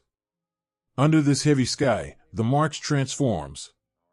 It is no longer a desperate push, it becomes a quiet, dreamlike trance. The world around them is completely muffled. The thick clouds act as a dampener, absorbing the harsh sounds of the great steel machines, turning the mechanical growl into a low, soothing hum that vibrates gently in the chest. The falling snow absorbs the sharp clatter of metal gear and the scrape of heavy leather. Everything is softened. Everything is blurred at the edges. Watch the young soldier walking near the edge of the tree line. His face is wrapped in a gray woolen scarf, pulled up so high that only his tired, bloodshot eyes are visible beneath the rim of his heavy steel helmet. He is walking entirely on muscle memory. His conscious mind has completely detached from the physical agony of the cold, retreating deep into the warm, safe corridors of his own imagination. His eyelids flutter, heavy as lead. With every step, he blinks, and for a fraction of a second, he is not in the Ardennes. He is sitting in the back of his father's bakery, enveloped in the thick, sweet aroma of rising yeast and melted sugar. He can feel the radiant heat of the massive brick ovens pressing against his face, a warmth so real and so absolute that it brings a tiny, hidden smile to the corners of his chapped lips. He matches the rhythm of his footsteps to the memory of his father kneading dough. Push, fold, press. Crunch, drag, step. He is sleepwalking through the winter, completely insulated from the freezing wind by the sheer power of a beautiful memory. This is how they survive the weight of the heavens. They retreat inward. They build small, invisible fortresses inside their minds, places where the snow cannot reach and the war does not exist. Beside the baker's son, another boy is softly moving his lips. He is not speaking to anyone around him. He is silently reciting a letter he received from his older sister weeks ago. He has read it so many times in the flickering light of hidden fires that the paper is soft as cloth, the ink blurred by the moisture of his own snowy fingertips. He does not need the paper anymore. The words are etched into his heart. The apple tree in the garden finally lost its last leaf. He mouths the words silently into his scarf. Mother has started knitting you a new pair of socks. They are blue, your favorite color. We keep the fire going in the parlor, waiting for you to walk through the door. He repeats the words like a sacred mantra. They are a tether holding him to his humanity. In this sea of white and gray, the thought of a pair of blue woolen socks is a brilliant, blinding flash of color. It is a promise of tomorrow. He walks in his dreamlike state, holding onto the imagined warmth of his mother's parlor, letting it radiate outward from his chest, pushing back the creeping frost. The column sways gently as it moves, a long, dark ribbon of boys leaning on one another in the gray light. The quiet heroism of this day is not found in grand gestures, but in the small, silent ways they keep each other moving. When a young boy's foot catches on a hidden root, causing him to stumble and pitch forward, he does not fall. Before his knees can even touch the freezing snow, two hands reach out from the gray mist. The men marching on either side of him catch him by the straps of his webbing. They do not say a word. They simply haul him back to his feet, their hands lingering on his shoulders for a fleeting, reassuring second. "We are here," the gesture says. "You will not fall." Further down the line, a soldier whose gloves have worn completely through at the fingertips is quietly suffering. His bare skin is exposed to the biting air, turning a painful, pale shade of blue. He tries to tuck his hands under his armpits as he walks, but he needs his arms for balance in the deep drifts. The older man walking beside him sees this quiet struggle. He is a quiet man, a former carpenter with thick, calloused hands that are used to hard labor. Without breaking his stride, the older man reaches into his own deep coat pocket and pulls out a spare pair of mittens. They are not army issue, they are civilian, hand-knit from rough, brown wool, clearly a gift from someone who loved him. He holds them out to the younger boy. The boy looks at the mittens, his eyes widening in the gray light. He shakes his head slightly, knowing how precious such a thing is. But the older man insists, pressing the warm wool into the boy's trembling, frozen fingers. He offers a slow, tired wink, a small, profound gesture of grace in the middle of a frozen nowhere. The boy slips the mittens on. The trapped heat of the carpenter's pocket still clings to the wool, instantly soothing the burning ache in his fingertips. He looks at the older man, his eyes shining with unshed tears of gratitude. It is a silent transaction of pure love, woven into the heavy fabric of the afternoon. As the day stretches on, the isolation of the heavy clouds becomes a soothing balm. There is no distant horizon to look toward, no visual reminder of how far they still have to go. The universe has perfectly shrunk to a bubble of perhaps 50 yards. There is the snow falling from above, the snow crunching below, and the ghostly silhouettes of the boys walking ahead. It feels as though they are the only people left on the entire earth. The war, the generals, the maps, the enemy, all of it is pushed away by the dense, gray fog that clings to the tops of the pines. They are floating. The exhaustion is so deep that it has transcended pain, becoming a strange, numbing anesthesia. They fall into a synchronized rhythm, their breathing locking into a slow, communal wave.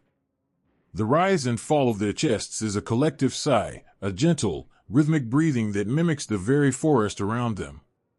Look at the heavy clouds pressing down. They are not a burden. They are a heavy blanket tucked tightly around the shoulders of the world, keeping the boys hidden, keeping them safe. The overcast sky demands nothing of them but to simply put one foot in front of the other. A young boy tips his head back, letting his heavy helmet fall away from his brow. He looks straight up into the slate-gray canopy. The snow falls softly upon his face, melting against his flushed cheeks like tiny, icy kisses. He closes his eyes and lets the cool moisture wash over him. In his profound fatigue, he feels a sudden, overwhelming wave of peace. He is perfectly hidden. The heavens are holding him close. He whispers a quiet, breathless thank you into the winter air. Let the dreamlike trance carry them forward. Let the heavy, woolen blanket of the sky protect them for just a little longer.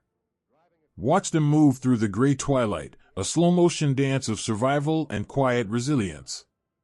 There is no rush today. There is no panic.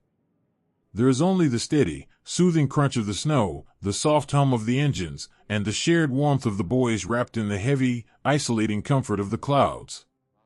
Listen to their breathing. Feel the gentle, heavy weight of the heavens resting upon your own shoulders, a comforting pressure that tells you to close your eyes, to let go of the worry, and to just drift. The evening will come soon, blending seamlessly with the gray of the day, turning the world into a soft, velvety black. But for now, they walk in their dreams, carrying the light of their memories through the beautiful, protecting gloom. Rest with them in this quiet space.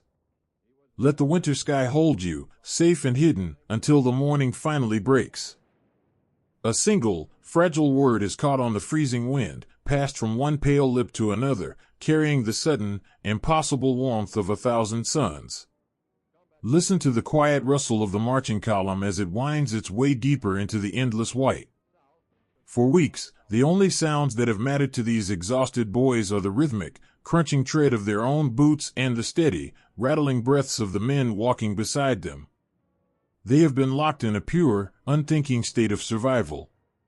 They have moved through the dark pines and the shattered villages not with a sense of purpose, but with the heavy, blind endurance of pack animals trapped in a storm. But today, the air feels different. Far behind them, miles back through the snow-choked forests, lies the town of Bastogne. They did not enter it. They skirted its edges like ghosts avoiding a graveyard, leaving the heavy, muffled thuds of distant artillery to fade into the trees behind them.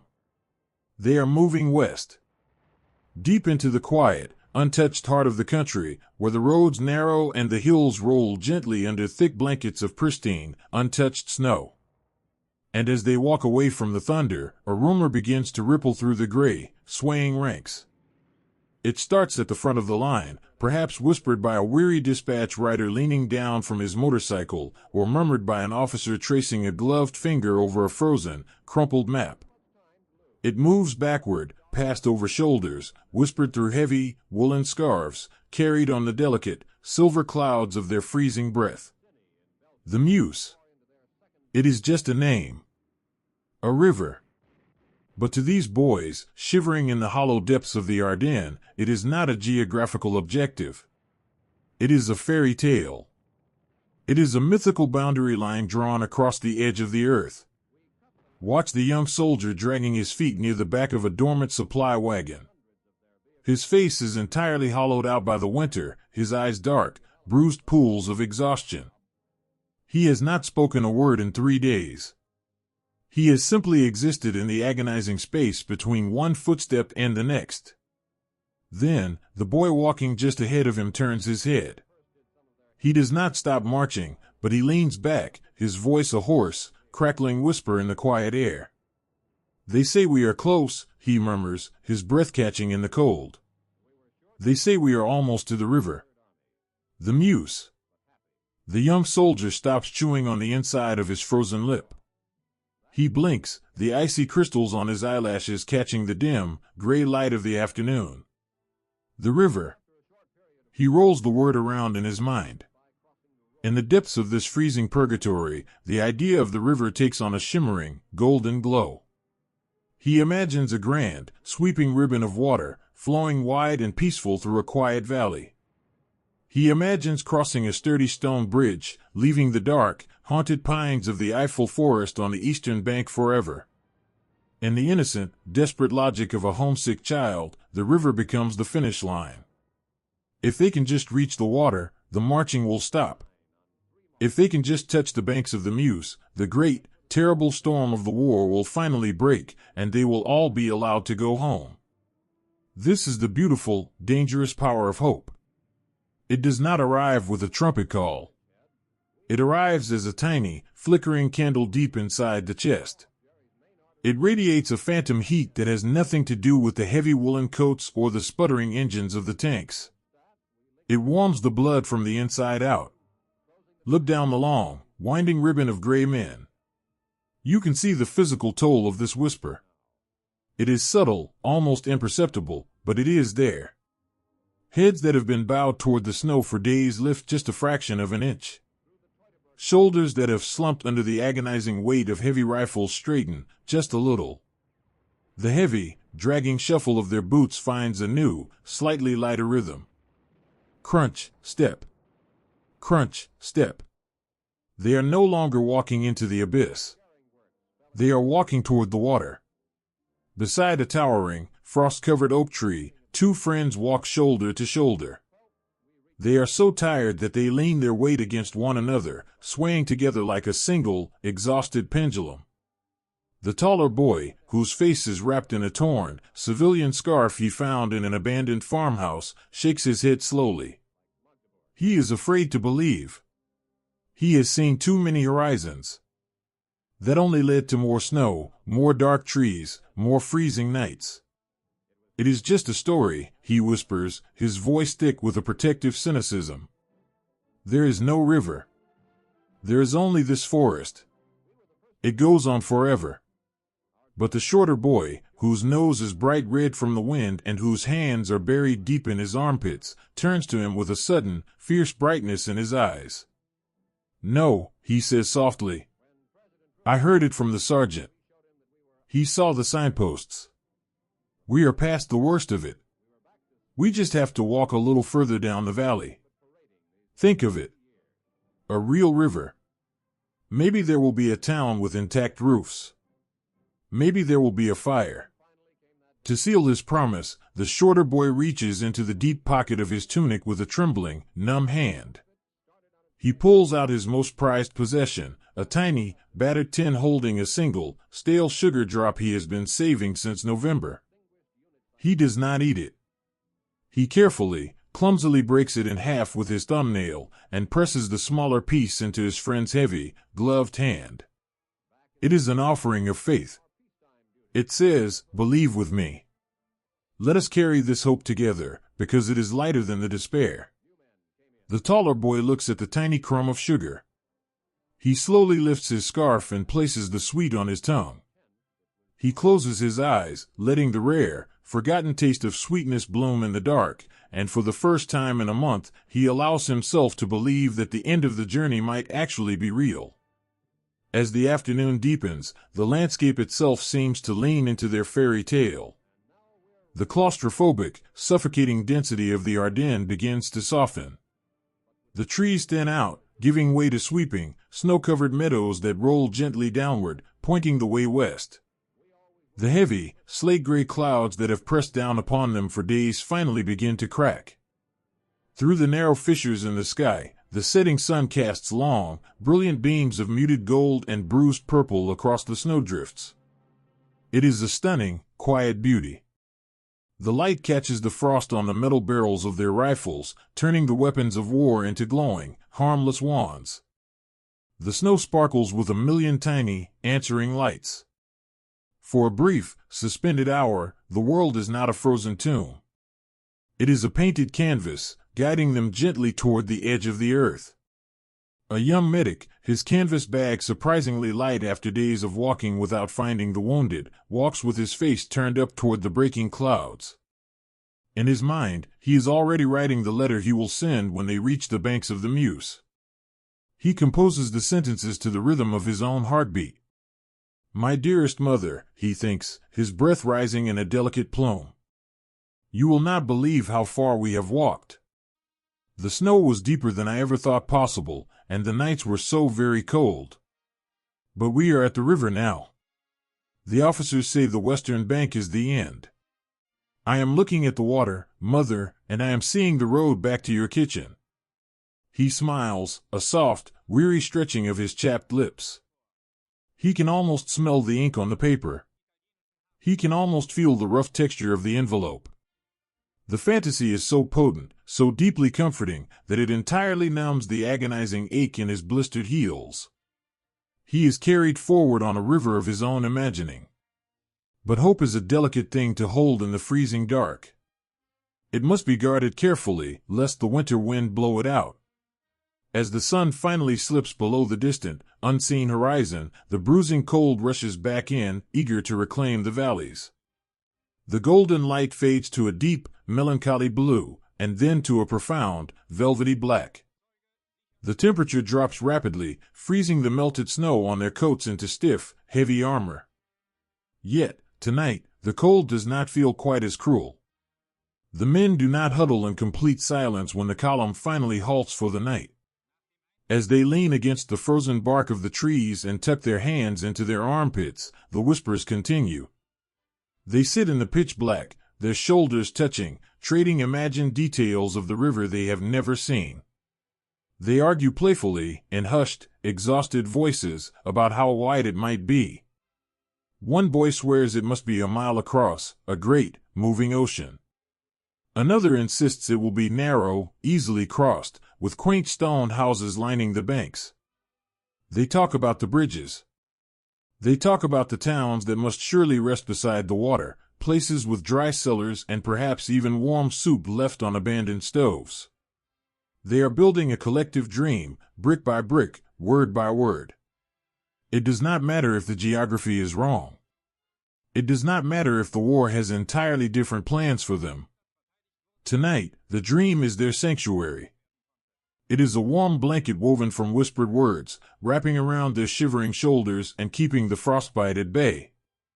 Look at the young soldier who first heard the rumor. He is sitting against the tracks of a silent panzer, his knees pulled tight to his chest. He rests his heavy, helmeted head against the freezing iron. He is staring out into the dark, but he does not see the trees. He sees the water. He closes his eyes. He listens to the quiet wind moving through the upper branches of the pines. To his hopeful ears, it does not sound like the wind at all. It sounds like the slow, deep rush of a massive river flowing eternally toward the sea. It sounds like a promise. Let the whisper wash over you, just as it washes over the boys in the snow. The Meuse. The Meuse.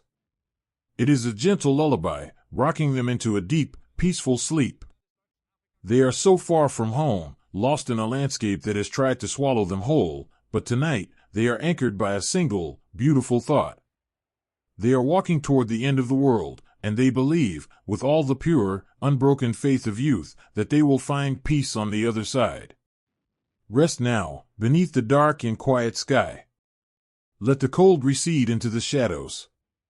Listen to the gentle, rhythmic breathing of the dreamers in the woods. The river is out there, waiting in the dark, a shimmering ribbon of hope pulling them softly through the winter night.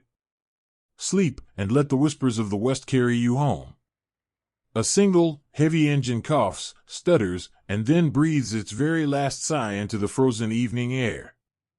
Listen to the profound, overwhelming silence that rushes in to take its place. For weeks, the deep, mechanical heartbeat of the division has been a constant companion. It was a heavy, vibrating rumble that shook the snow from the pine branches and rattled the frozen earth deep beneath their boots. It was the sound of momentum. The sound of a relentless, moving force pressing ever westward toward a river of dreams. But tonight, the great steel beasts are falling asleep.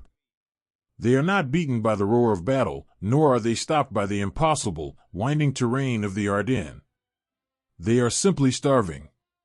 The dark, thick lifeblood that has pushed them through the snow, the fuel, has finally, quietly, run dry.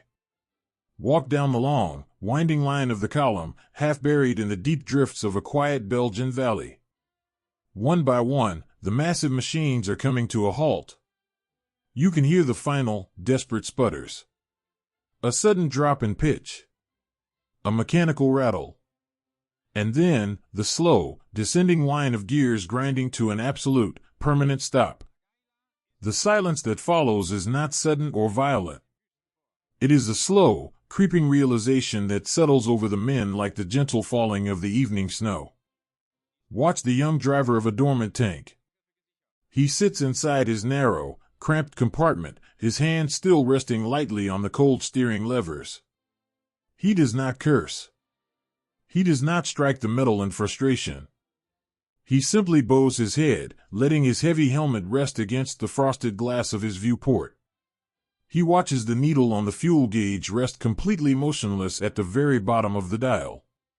He takes off his thick, woolen glove, his fingers stiff and pale, and gently pats the dark metal of the dashboard. It is a tender, heartbreaking gesture. He is thanking the machine. He is whispering a quiet, silent goodbye to the iron shell that has carried him through the dark forests, across the freezing rivers, and kept him safe from the winter winds. Rest now, he murmurs into the dim, metallic gloom. You have carried us far enough. Without the engine to generate heat, the agonizing reality of the winter immediately begins to claim the tank. A machine of war is a terrible place to be when the fire goes out.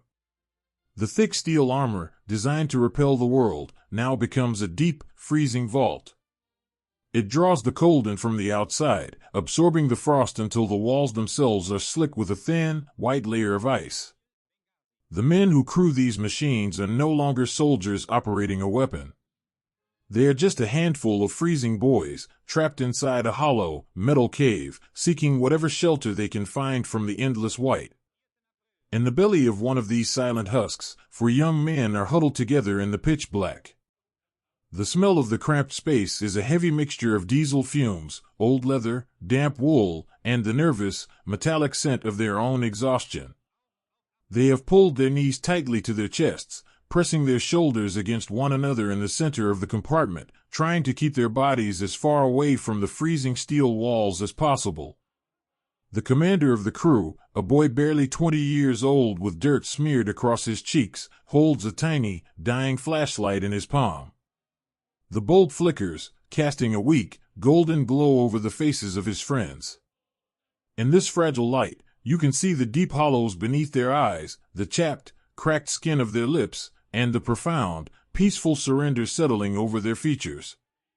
They know what this silence means.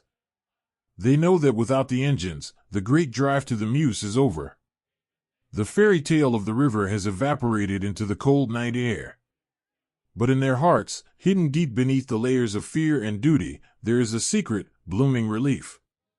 It is a quiet, beautiful absolution. They have pushed their bodies to the absolute limits of human endurance.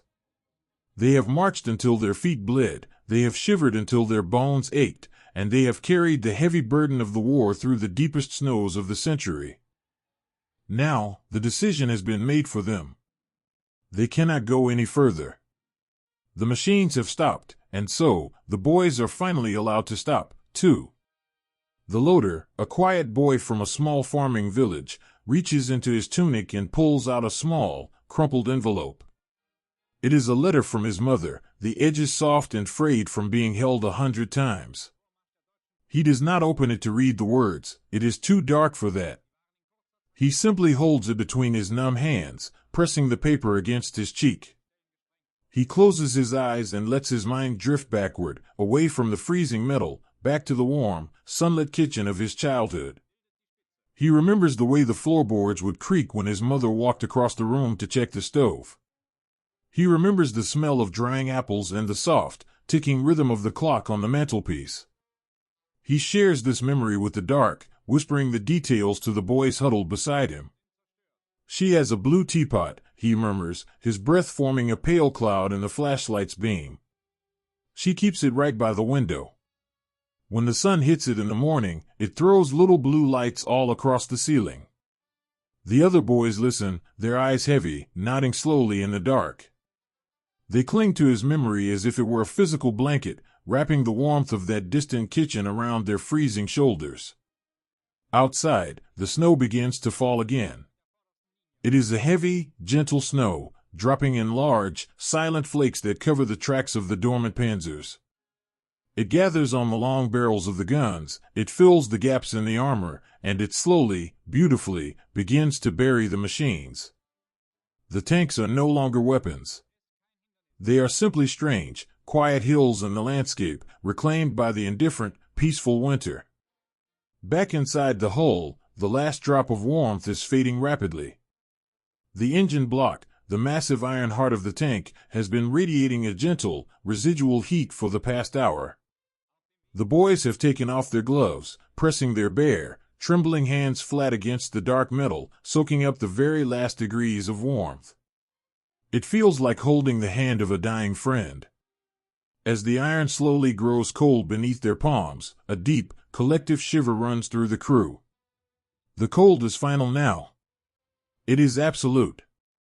But even in this freezing tomb, the quiet heroism of their brotherhood shines with a soft, enduring light. One of the boys begins to violently shake, his teeth chattering in a rhythm he cannot control. The cold has finally pierced his last defense, settling into his chest. The commander sees this. He clicks off the dying flashlight, plunging them into total darkness, and moves closer. He unbuttons his own heavy woolen coat. He wraps his arms around his shivering friend, pulling him tight against his own chest, sharing the absolute last fraction of his own body heat. The other 2 boys shift closer in the dark, pressing against their sides, forming a tight, human knot of survival. Breathe, the commander whispers into the boy's ear, his voice a soothing, rhythmic metronome. Just breathe with me. We are here. We are staying right here. They are no longer an army. They are just boys holding onto one another in the dark, seeking the most basic, fundamental comfort of human touch. They share their breath. They share their meager warmth. They share the quiet, unspoken understanding that whatever happens when the morning comes, they will face it together, huddled in this dark, steel sanctuary. The wind howls softly outside, a lonely, sweeping sound that brushes against the armor plating. But inside, the world has shrunk down to the space of a few feet. It is a private, isolated bubble where the war cannot reach them. The realization that they will not reach the Meuse does not bring despair tonight. It brings a strange, heavy peace. The desperate, frantic chase is over. The agonizing march has ended. They are suspended in a quiet pause at the edge of the world. Let the heavy, freezing darkness hold them softly. Let the snow continue to fall, piling high against the metal tracks, sealing them safely away from the eyes of the world. Listen to the slow, synchronized breathing of the boys in the dark. It is a beautiful, fragile sound, a testament to the resilience of the human spirit in the face of impossible cold. They have given everything they had to give. They have poured their youth, their strength, and their endurance into the winter snow, until there was simply nothing left. As the last drop of warmth leaves the engine block, they find the true warmth was never in the machines at all. It was in the shoulder pressed against theirs. It was in the shared memory of a blue teapot. It was in the quiet, whispered promise to stay close until the dawn. Rest now, inside the silent metal husks. Let the heavy eyelids close. The journey is paused, and the night is a gentle, forgiving blanket. Sleep in the quiet dark, surrounded by the brothers who carried you this far, and let the peaceful, endless winter sing you to sleep. Out of the freezing, violet twilight, a gentle silhouette rises against the winter sky, not a broken pine, not a machine of war, but the quiet, holy point of a village steeple. The deep, bruising purple of the evening has begun to settle over the Ardennes. The great iron machines that brought them this far have all fallen silent, their engines starved and asleep in the snow behind them. Now, there are only the boys. They are moving on foot, a long, weary line of dragging boots and heavy, woolen coats, slipping like pale ghosts through the final corridor of the trees. They have walked through a frozen eternity. They have left their youth, their warmth, and their strength scattered in the dark forests and across the icy rivers. Their bodies are completely hollowed out by the winter, moving entirely on the fragile, flickering fumes of a distant hope. They are looking for the edge of the world. And then, the heavy curtain of the ancient pines finally parts. The vanguard of the column steps out from the shadows of the tree line and comes to a slow, shuddering halt at the top of a wide, sweeping ridge. The boys do not raise their weapons. They do not drop to the frozen earth in fear. They simply stop, their heavy shoulders rising and falling with their ragged breath, and they look down into the valley below. The word ripples back through the winding line of men, not as a command, but as a soft, breathless whisper passed from one freezing ear to the next. Look. Just look. Down in the basin of the snow-swept valley, cradled by the gentle slopes of the earth, lies the village of Notre-Dame. It is not a sprawling city. It is a tiny, delicate collection of stone and slate, entirely undisturbed by the terrible storm that has raged across the continent. Rising from the center of the frosted rooftops are the steeples. They reach up into the descending night, elegant and perfectly still, like quiet fingers pointing toward the heavy heavens. The slate tiles are dusted with pure, white snow, catching the very last, dying embers of the twilight. The windows of the church are dark, but the building itself seems to radiate a profound, ancient peace. To the boys standing on the ridge, the village does not look like a place of war. It looks like a painting in a child's storybook. It looks like a miracle. Watch the young boy at the very front of the line. His hands are numb, wrapped in rags and tucked beneath his armpits. His face is chapped and raw from the biting wind. He stares down at the steeples, and slowly, his frost-crusted eyelashes begin to flutter. A single, warm tear escapes the corner of his eye, tracing a clean path through the soot and dirt on his cheek before freezing against his jawline. He is not crying from sadness. He is crying from the sheer, overwhelming beauty of seeing something whole. For weeks, his eyes have known only shattered trees, ruined roads, and the desolate, unending white of the wild. To see those steeples, so perfectly crafted, so human, so enduring, is a balm to his bruised and battered soul. It is a reminder that there is still a world left that knows how to build, how to pray, and how to rest. The Meuse River is out there, just a few miles beyond those steeples, hidden behind the next roll of the dark hills. But the boys on the ridge do not know this. And even if they did, in this fleeting, magical hour, it would not matter. Because right now, this valley is their shore. This village is the absolute edge of their world. They have pushed through the impossible dark, and they have arrived at a place of quiet grace. The exhaustion that washes over them now is not the terrifying, heavy fatigue of the march. It is a soft, beautiful release. It is the feeling of setting down a burden that you have carried for 1,000 miles. Slowly, without a single word spoken, the men begin to sit down in the snow. They line the ridge, a row of gray figures resting against the white earth, looking down at the steeples in the valley. They do not want to march down there. They do not want to bring their heavy boots, their muddy coats, and the terrible weight of their war into that perfect, sleeping village. They simply want to look at it. They want to sit on the edge of the frozen bowl and keep watch over the peace. Two young soldiers, boys who have shared every terrible night since the forest, sit shoulder to shoulder on a fallen log. The taller boy reaches into his tunic and pulls out a small, worn wooden rosary. He is not a deeply religious boy. The beads belong to his grandmother, given to him on the platform of the train station when he left home. He does not pray for victory tonight. He simply holds the smooth, wooden beads between his freezing fingers, rubbing his thumb over the small cross. He looks at the church in the valley, and then he looks at his friend. "It is beautiful," he whispers, his voice barely louder than the rustling snow. "It looks just like the church in my mother's village. Do you think there are people sleeping down there?" His friend nods slowly, pulling his heavy coat tighter around his neck. "I hope so," he answers softly. "I hope they are sleeping in warm beds. I hope they have a fire in the hearth, and they are dreaming of the spring." They sit in silence, allowing the fantasy to wrap around them.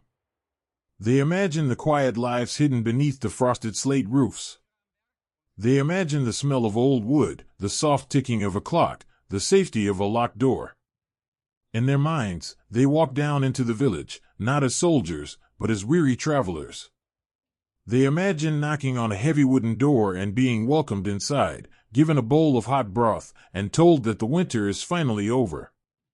Down the line, the old carpenter, the man who gave away his civilian mittens, is sketching the outline of the steeples in a small, battered notebook. His bare hands are clumsy in the cold, but his eyes are sharp and full of admiration. He traces the angle of the roof, the sturdy, timeless arch of the stone windows. He is a creator trapped in a world of destruction, and the sight of the church feeds a hunger deep inside his chest that no ration tin could ever satisfy. He thinks of the men who built those spires hundreds of years ago. He thinks of their hands, shaping the stone and placing the slate, building something that would outlast them all. He smiles, a quiet, knowing smile in the dark. He knows that wars come and go, sweeping across the land like terrible winter storms, but the stone remains. The steeples will still be pointing to the sky long after the snow has melted and the heavy boots have marched away. This profound, silent awe settles over the entire division. For this one, fleeting evening, there is no fear. There is no desperate rush to fuel the machines or push the line forward. The war has paused, holding its breath in the presence of the holy and the quiet. A young medic sits with his knees pulled to his chest, his chin resting on his folded arms. He watches the very last sliver of twilight fade from the sky, replaced by the deep, enveloping black of the winter night. But the steeples do not disappear.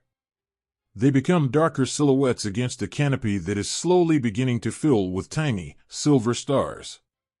He feels a strange, profound sense of completion. He does not know what tomorrow will bring. He does not know if they will ever reach the river, or if the dawn will shatter the peace of this perfect valley. But he knows that tonight, he is safe. Tonight, he has looked upon the very edge of his journey, and it was not a place of horror, but a place of breathtaking peace. He reaches a hand up to his chest, pressing it against the pocket where he keeps the letters he has written in his mind. He adds a new paragraph tonight. Mother, he thinks, his breathing slow and steady, matching the quiet pulse of the stars. We reached a valley today. There is a village called Fouet Notre Dame. It has the most beautiful steeples, reaching up right into the snow. We did not go down into the town. We just sat on the hill and looked at it. It made me think of you. It made me feel like God was finally watching over us in the cold. I am resting now, Mother. I am so tired, but I am resting. The cold is still biting, the wind still whispers through the bare branches, but the boys do not feel the sting quite so sharply tonight. The awe has insulated them. The beauty of the valley has woven a protective spell around their weary minds. They begin to lay back in the snow, curling into their heavy coats, using each other as pillows. They do not seek the shelter of the dark pines behind them. They want to sleep in the open, keeping the steeples in their sight until the very last moment before their eyes close. The sky clears completely, revealing a magnificent, sweeping river of stars. The Milky Way stretches out above the valley, a grand, celestial reflection of the Meuse River they will never touch. It is a sky that makes a man feel incredibly small, but also entirely embraced by the vastness of the universe. Let the quiet of the ridge wash over you. Look down into the dark, peaceful bowl of the valley, where the steeples stand guard over the sleeping world. Listen to the soft, rhythmic breathing of the boys resting in the snow. They have come to the end of their road.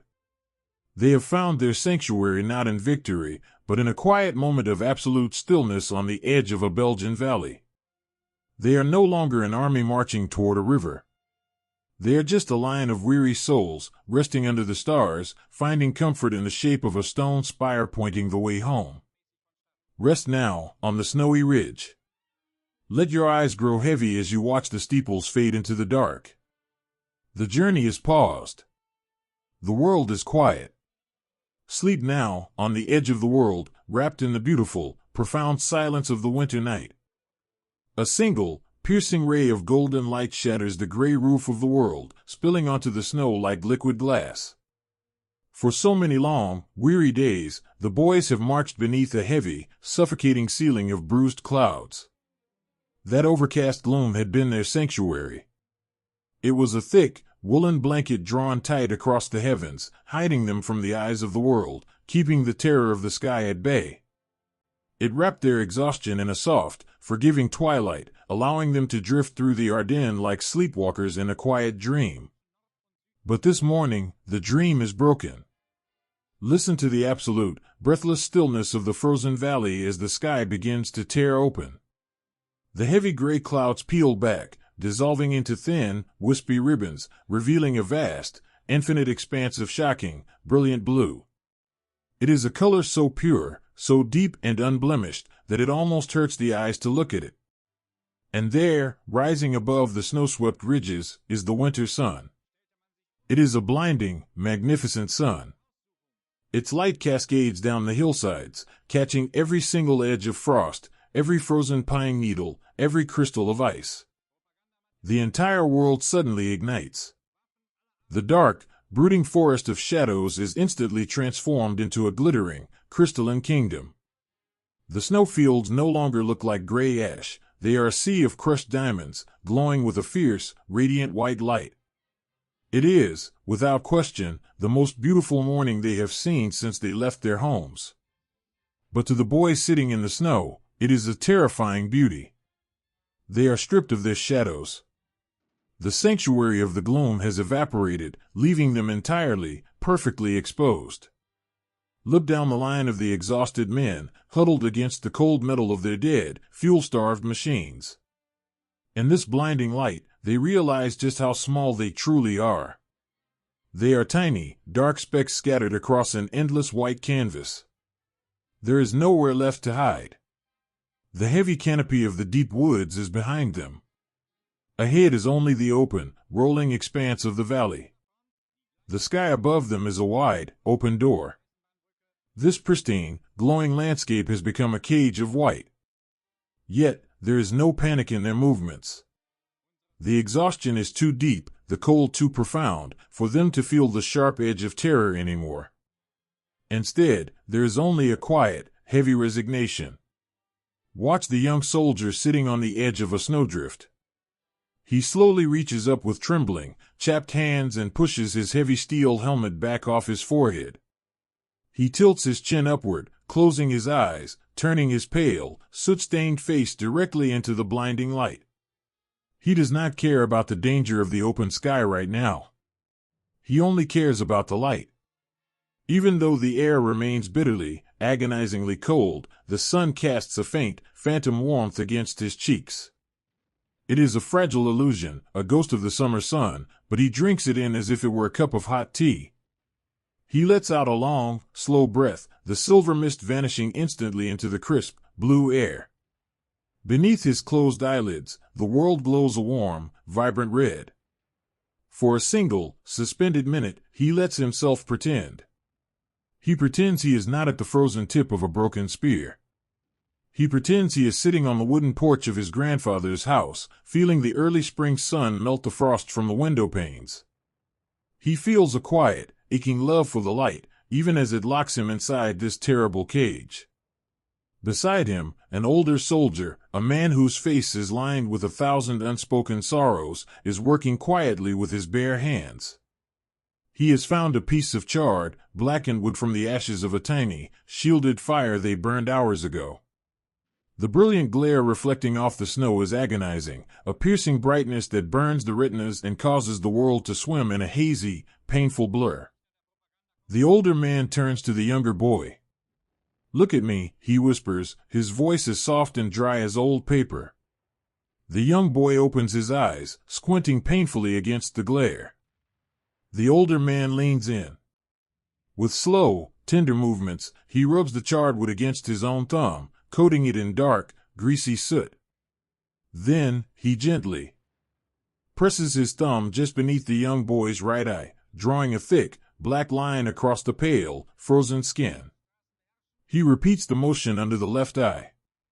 It is an ancient, primitive defense against the snow blindness. But more than that, it is a profoundly gentle act of care. The older man's hand lingers for a moment on the boy's freezing cheek. "Keep your eyes down," he murmurs softly. "Look only at your boots. Do not stare into the snow." The boy nods, his eyes watering from the blinding light, and looks down at his heavy boots. The dark lines of soot on his face make him look like a tragic, weary ghost, a child playing a terrible game of hide-and-seek in a world with no shadows. As the sun arcs higher into the perfect blue sky, the deep, heavy isolation of their position begins to settle over the ranks. When they were marching in the dark, they felt connected to the great, moving machine of the division.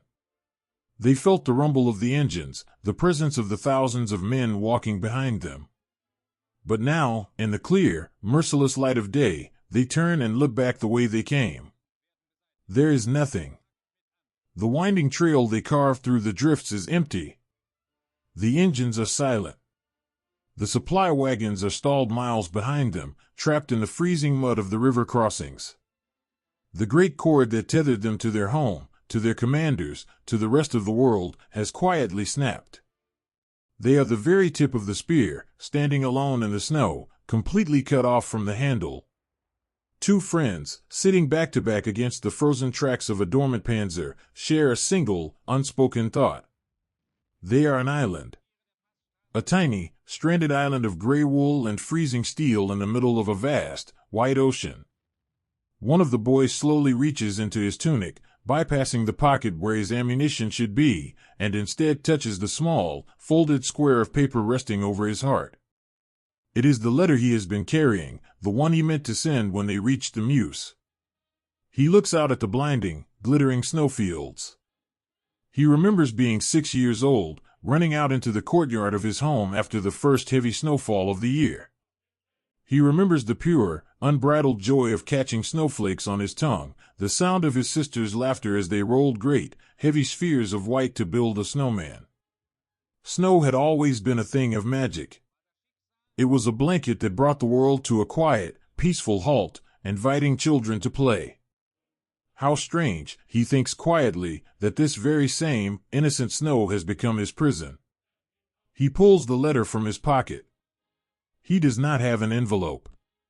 He simply unfolds the delicate paper, his numb fingers moving with agonizing slowness. He reads the words he wrote days ago, when he still believed in the fairy tale of the river. He reads about the warm kitchen, the blue socks, the promise to return. In the brilliant, unforgiving light of the winter sun, the words feel impossibly distant.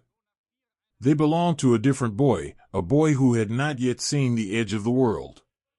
He does not tear the letter. He does not cry. He simply folds it back up, carefully, precisely, and tucks it away. He rests his head back against the cold iron of the tank. He closes his eyes and listens to the profound, unbroken silence of the cage. There is a strange, delicate serenity in this absolute isolation. They do not need to march anymore. They do not need to fight the mud or the freezing currents. They are simply waiting. They are bathed in the terrifying, beautiful light, held perfectly still in the palm of the winter. Look at the way the sunlight catches the frost on their heavy woolen coats, turning the damp, gray fabric into a shimmering suit of armor. Look at the slow, synchronized rise and fall of their chests as they breathe the crisp, thin air. They have become a part of the landscape. They are as silent as the stones, as patient as the ancient pines standing at the edge of the valley. The sky remains flawlessly, heartbreakingly blue. There are no engines in the distance. There are no dark shapes falling from the clouds. For this one, long warning, the sky is empty, and the world is entirely theirs. They are alone, yes. But they are alone together. The boy with the soot beneath his eyes leans his shoulder against the older man who painted it there. The boy with the letter rests his weight against his friend. They huddle in small, quiet clusters, seeking the warmth of another beating heart in a world that has grown blindingly cold. Let the bright light wash over you. Feel the strange, peaceful surrender of the men in the snow. They have stopped running. They have stopped fighting the winter. They have allowed the cage of white to close gently around them. Listen to the hush of the snowfields. It is a vast, echoing silence that stretches out to the very horizon.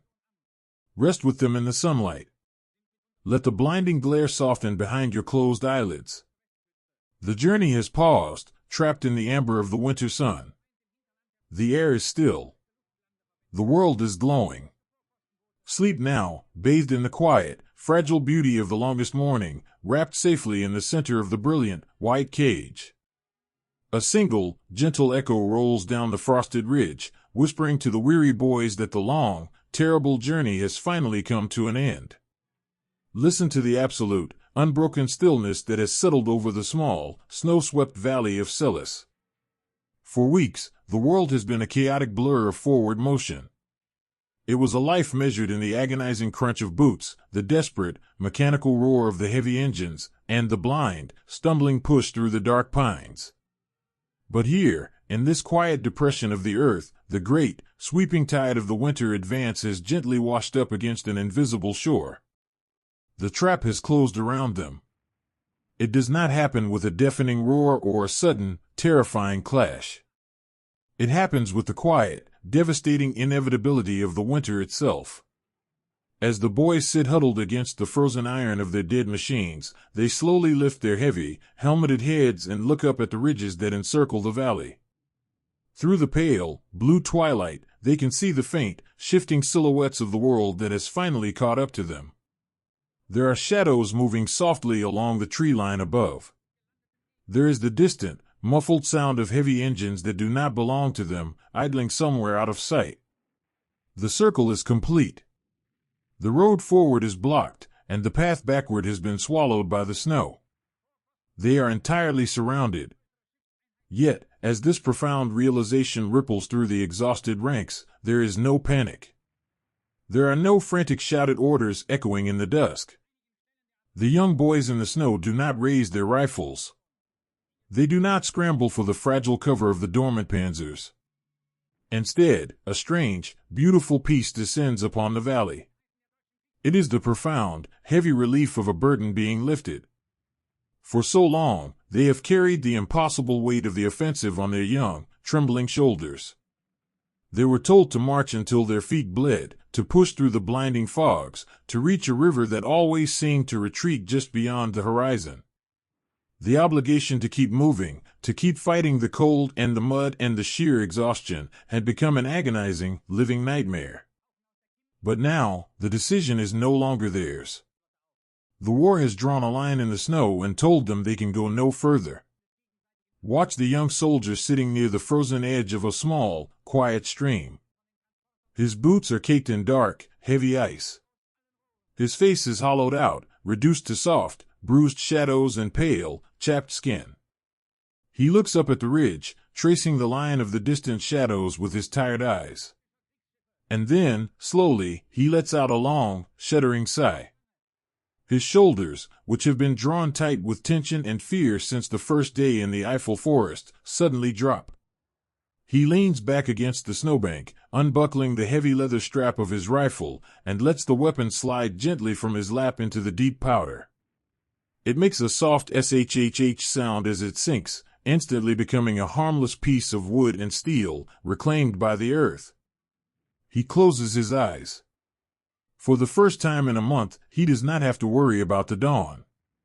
He does not have to worry about freezing his hands on the steering levers of a tank or forcing his aching legs to take another impossible step. He has been captured by the winter, and in this capture, he has found his ultimate freedom. Further down the line, a small group of boys is gathered in the deep, protective shadow of an ancient oak tree. The supply wagons have been empty for days.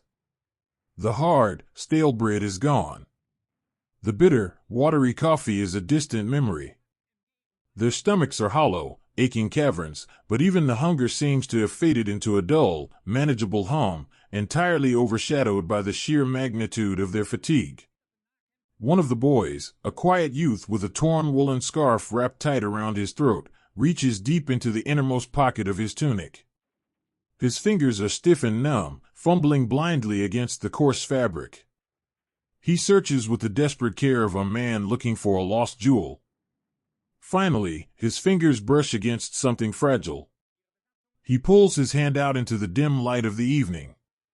Resting in the center of his soiled, freezing palm is a single cigarette. It is bent, the paper slightly torn and stained with the dampness of the long march, but it is whole.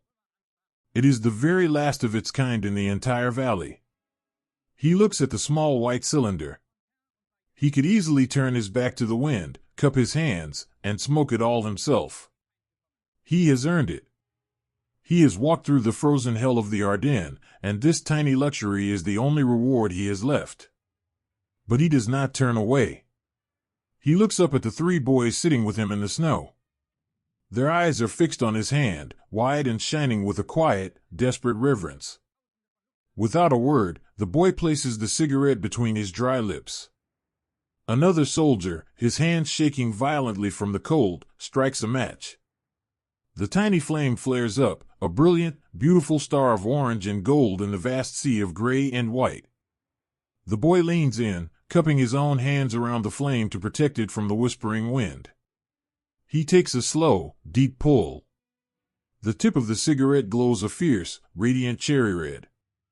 He holds the smoke in his lungs, closing his eyes as a wave of profound, soothing calm washes over his exhausted mind. The warm smoke fills the hollow spaces inside him, pushing back the biting cold for just a fraction of a second. Then, he opens his eyes, exhales a thin, silver cloud into the freezing air, and passes the cigarette to the boy on his right. It is a silent, sacred communion. They pass the glowing ember around the small circle, each boy taking only a single, careful draw, making sure to leave enough for the next. The glowing tip illuminates their faces one by one, revealing the quiet grace of their shared surrender. They are not an army anymore. They are just a group of friends, sharing the absolute last comfort of their old lives before stepping into the unknown. When the cigarette finally burns down to the very end, scorching the fingertips of the last boy, he carefully drops the tiny ember into the snow. It extinguishes with a soft, microscopic hiss. "Well," the boy with the torn scarf whispers, his voice thick and heavy. "That is that." "Yes," another answers, his head resting back against the trunk of the oak tree. "That is that." There is no sorrow in their voices. There is no anger at the generals who sent them here, or the winter that trapped them, or the shadows waiting on the ridge. There is only a deep, abiding acceptance. They have reached the end of their story. The fairy tale of the Meuse River will remain just that, a beautiful, whispered legend that carried them through the darkest nights, a phantom warmth that kept their hearts beating when the engines failed. They will never touch its waters. But sitting here, in the quiet bowl of solace, they realize they no longer need to. The frantic need to achieve, to conquer, to move forward, has completely evaporated. It has been replaced by the simple, beautiful desire to just be. To sit still. To let the snow fall upon their shoulders and not have to brush it away. In the fading light, a young medic sits near the center of the silent camp. His canvas bag is empty, save for a few rolls of clean, white bandages. He takes one of the rolls out, unspooling a short length of the cotton. With careful, deliberate movements, he ties the white fabric around the bare, frozen branch of a low-hanging bush. It is not a frantic wave of a white flag. It is a quiet, dignified marker. A gentle surrender left to flutter in the evening breeze. He sits back down in the snow, resting his hands in his lap. He thinks of the letters he has carried, the ones he wrote in his mind beneath the heavy skies. He knows now that he will survive to write them on real paper. He will survive the cold, and he will survive the war, because the march is finally over. The thought fills him with a quiet, overwhelming gratitude. He looks up at the darkening sky, watching the first few stars prick through the indigo canopy, and he feels a deep, enduring connection to the universe. The night fully claims the valley. The shadows on the ridge become invisible, blending seamlessly into the dark trees. The wind dies down to a soft, rhythmic breathing, as if the forest itself is finally settling into sleep. The boys in the snow do not set up a watch. There is no need for sentries tonight. They simply pull their heavy coats tighter around their bodies, tucking their chins into their collars, and lean against one another. They form small, quiet mounds in the snow, indistinguishable from the earth around them. The cold is still there, but it has lost its terrible bite. It is no longer an enemy they have to fight, it is just a companion they must endure for a few hours more. The fear of what tomorrow will bring, the captivity, the unknown, is completely overshadowed by the magnificent, beautiful gift of the present moment. They are still alive. The guns are quiet. The long walk is done. Let the echoes from the ridge fade entirely away. Listen to the profound, heavy silence of the Valley of Celis.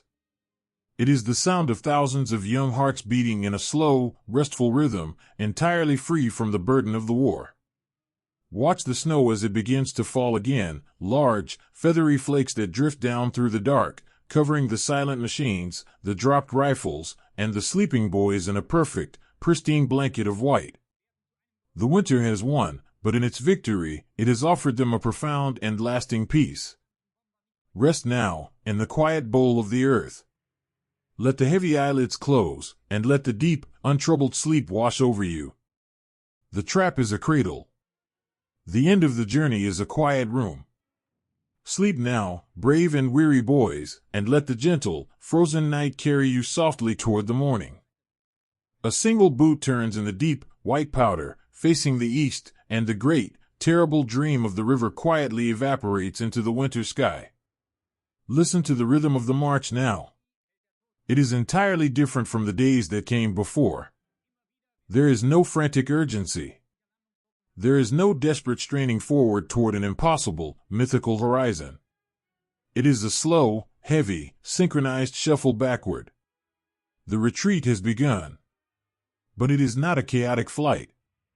It is a somber, silent procession of boys who have simply run out of everything: fuel, food, warmth, and the heavy, agonizing burden of the offensive. They are turning their backs on the valley, leaving the steeples and the silent crossroads behind. And as they walk away, they leave pieces of their journey buried in the snow. Behind them, rising from the drifts like ancient, forgotten stones, are the great steel machines. The panzers and the half-tracks that carried them, sheltered them, and defined their long trek through the dark forests are now permanently still. Their massive iron tracks are frozen solid into the earth. The hatches are left wide open, gaping mouths catching the large, feathery flakes of the falling snow. They are monuments to a journey that ended in the quiet bowl of a Belgian valley. Without the low, rumbling vibration of their engines, the machines look incredibly lonely. They look like sleeping giants, tired beasts of burden that have finally laid down to rest in the endless white. Watch the young driver as he walks away from his machine. He is the last one of his crew to leave. He stands by the massive, frost-rimmed wheels, his shoulders slumped beneath his heavy, damp coat. He does not look at the tank with anger, nor with the sting of defeat. He slowly raises a stiff, gloved hand, trailing his fingertips along the freezing iron hull one last time. It is a tender, silent thank you. A gentle goodbye to the steel sanctuary that kept him safe from the howling winds. He turns his head, pulls his woolen scarf up over his nose, and steps into the line of marching men, leaving the iron giant to sleep forever in the drifts. The boys fall into a slow, swaying line.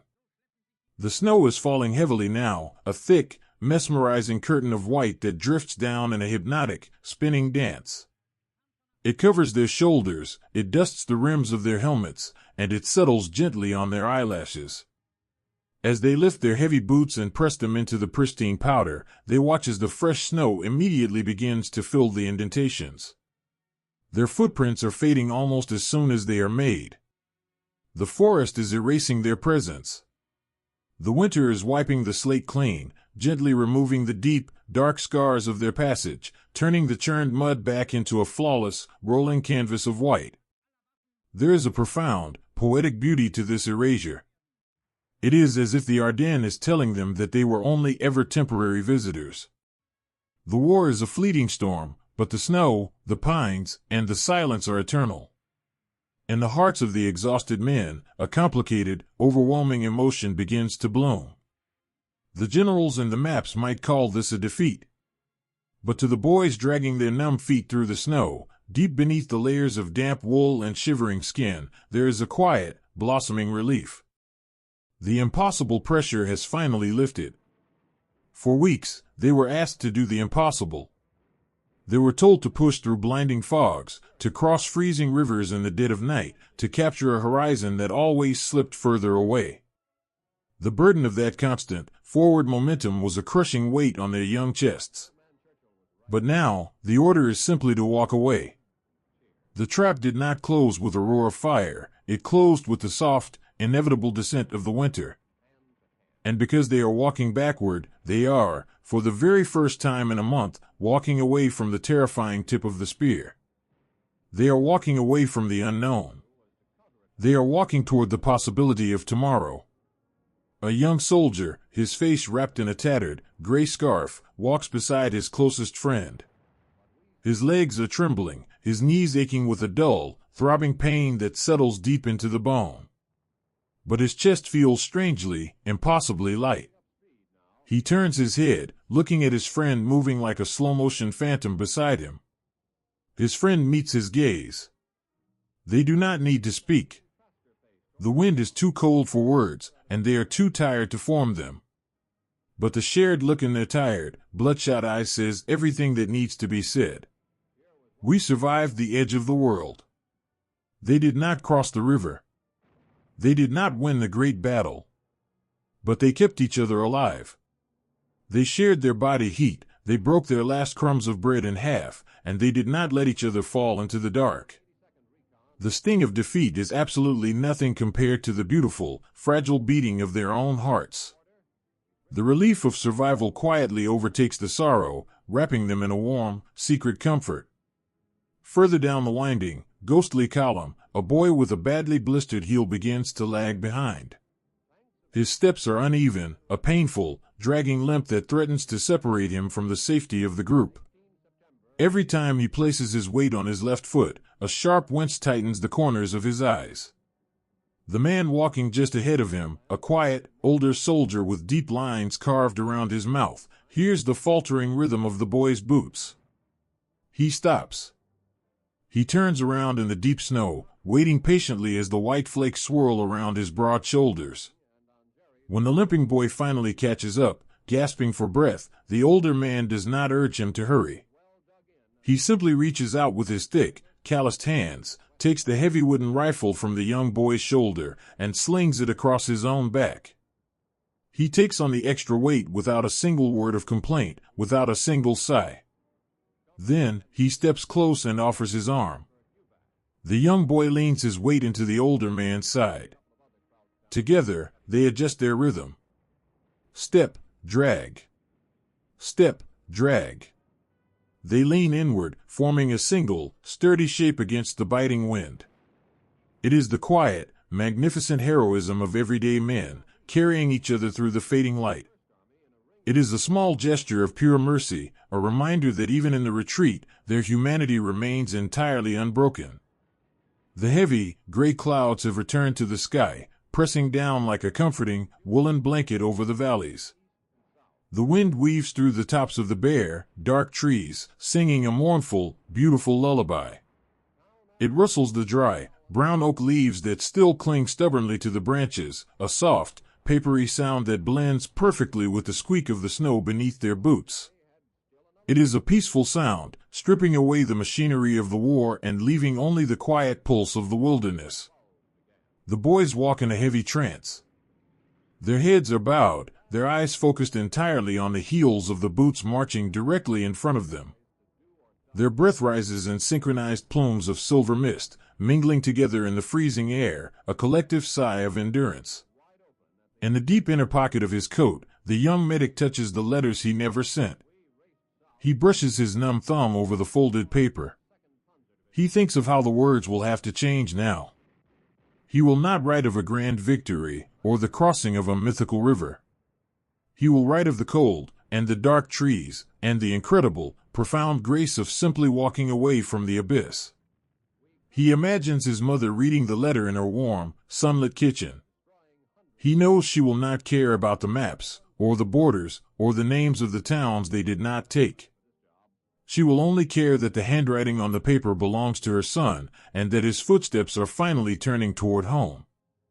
That single thought radiates a phantom warmth through his chest, thawing the ice that has settled around his heart. The light in the forest begins to fade, shifting from a bright, blinding white to a soft, melancholic blue. The shadows of the tall pines stretch out across the path, long, dark fingers reaching out to guide the boys through the dusk. Let the footprints fade. Watch the snow pile higher and higher on the abandoned steel behind them, rounding the sharp edges of the armor, turning the terrible weapons into soft, rolling hills of pure white. The forest is claiming them. The boys are walking into the mist, dissolving slowly into the shadows of the trees, becoming quiet ghosts of the Ardennes. They are leaving no trace of their sorrow, no trace of their fear. The winter is reclaiming its kingdom, covering the wounds of the earth with a perfect, flawless bandage of snow. Listen to the gentle crunch of the heavy boots. It is growing softer and softer and softer as the column winds its way deeper into the woods and further from the edge of the world. The rhythm is a soothing pendulum, rocking the mind to sleep. Rest now, and let the quiet march carry you away. The burden has been lifted. The desperate push is over. There is only the falling snow, the fading footprints, and the deep, beautiful peace of walking into the quiet dark. Sleep now, wrapped in the comforting, silent blanket of the winter night. A single, folded square of paper, brittle with frost, holds more warmth than all the fires ever built in the Ardennes. The great, chaotic storm of the winter march has finally passed, leaving behind a profound and echoing silence in the deep woods.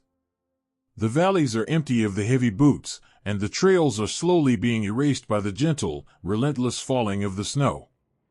But the forest has not completely forgotten the boys who wandered through its shadows.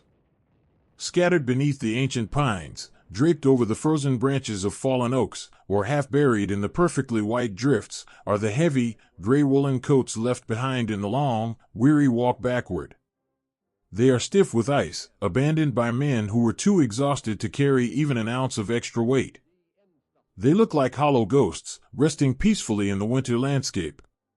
But if you were to approach one of these frozen coats, if you were to kneel in the soft powder and gently slip your hand into the breast pocket, right over the place where a young, terrified heart used to beat, you would find the true remnants of the journey. You would find the letters never sent. They are fragile, beautiful things. The paper is soft, worn down to the texture of fine cloth from being folded and unfolded 100 times in the dark. The edges are frayed. The paper is watermarked with the melted snow, the freezing rain, and the quiet tears of the boys who wrote them. The ink is often smeared, fading into the fibers of the page, and the pencil lead is faint, pressed into the paper by hands that were violently shaking from the cold. These small, crumpled squares of paper are the most precious artifacts of the winter.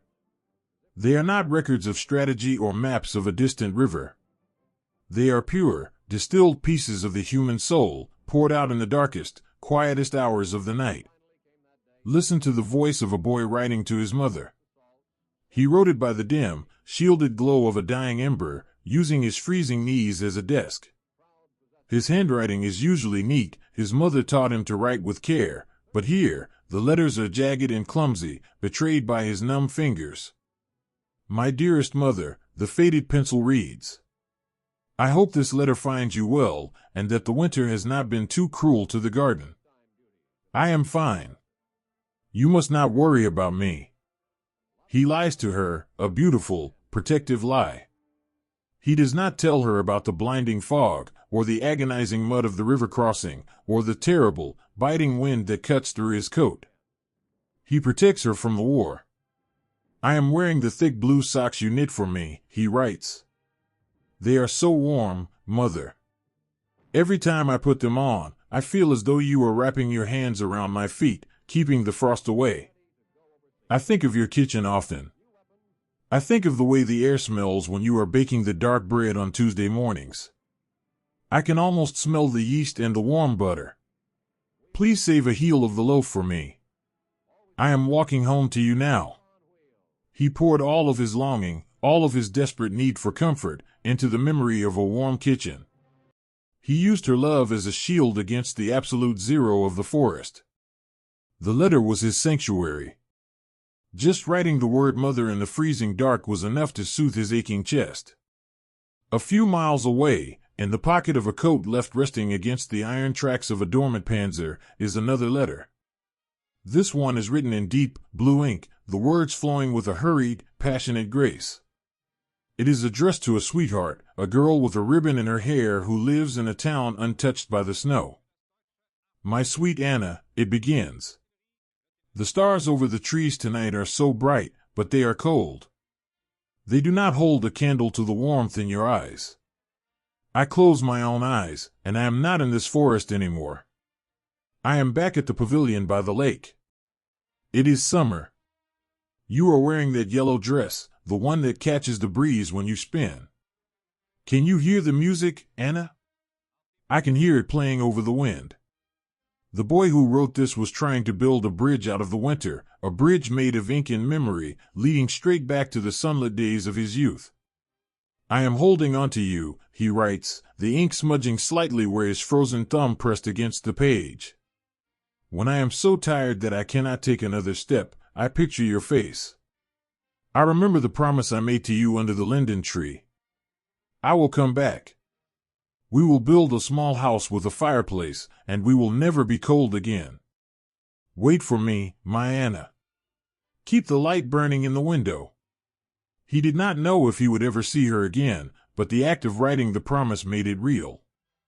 It gave his exhausted legs a reason to keep moving. In the terrifying, lonely cage of the white winter, her name was a steady, rhythmic heartbeat that kept him alive. These letters completely dissolve the uniforms the boys wore. They strip away the gray wool, the steel helmets, the heavy boots, and the terrible machinery of the world. When you read these faded, quiet words, there are no enemies left in the Ardennes. There are only frightened, lonely children, asking the dark for a little bit of warmth. There is a letter written on a torn scrap of a ration box, the handwriting small and cramped. It is from an older brother to his little sister. Little bird, he calls her. Are you being good for Papa? You must promise me that you are practicing your violin. I want to hear you play the Mozart piece when I return. I saw a deer in the woods today, little bird. It was so quiet and beautiful, stepping through the deep snow just like you do when we go looking for pine cones. I am bringing you a present from the forest. A beautiful, smooth white stone from a river I crossed. Keep it in your pocket, and know that I am holding your hand. He drew a tiny, crude picture of a bird in the corner of the cardboard, a small, fragile smile sent across the frozen miles. He wanted to preserve her innocence, to make the dark and terrifying woods seem like a grand, magical adventure. He was carrying the heavy, crushing weight of the war, so that she would only ever have to carry a smooth white stone. And then, there are the letters that are nothing more than a few, desperate lines. Words written when the exhaustion was so profound that the mind could no longer form complete sentences. Papa. It is so cold. I am trying to be brave. I miss the smell of the sawdust in your workshop. I just want to come home. I just want to sleep. These are the echoes of the Ardennes. They are the whispers of the West that never found the wind. They were tucked away in the deep pockets of heavy coats, held close to the chest to absorb the last, lingering heat of the human body. When the coats became too heavy to bear on the long retreat, the boys slipped them off, leaving their written hearts behind in the snowdrifts. There is a profound, melancholic peace in the way the forest treats these abandoned letters. The winter does not judge them. The ancient pines do not care about the insignias on the coats or the language the letters are written in. The forest simply takes them in, wrapping them in a perfect, pristine blanket of white. The snow falls gently upon the woolen collars, slowly burying the pockets, tucking the unspoken dreams safely into the earth. As the weeks turn into months, and the deep freeze of the winter slowly begins to soften, the ice covering the coats will melt. The water will seep into the pockets, soaking the thin, fragile paper. The ink will bleed, the soft blue and black rivers of words washing away, returning to the soil of the valley. The promises of the summer lake, the memory of the warm bread, the tiny drawing of the little bird, they will all slowly dissolve, mingling with the roots of the giant oaks and the sleeping seeds of the spring wildflowers. But the love that poured them onto the page does not wash away. It remains suspended in the quiet air of the forest. It becomes part of the profound, sweeping stillness of the Ardennes. Walk through the trees now, and listen to the soft rustle of the wind moving through the high branches. It is a gentle, soothing sound. It is the sound of thousands of unsent letters finally being whispered into the world. They are a timeless, universal lullaby, singing of the hearth, the home, and the unbreakable resilience of the human heart. The boys have marched away, fading into the mists of history, their heavy footsteps erased by the falling snow.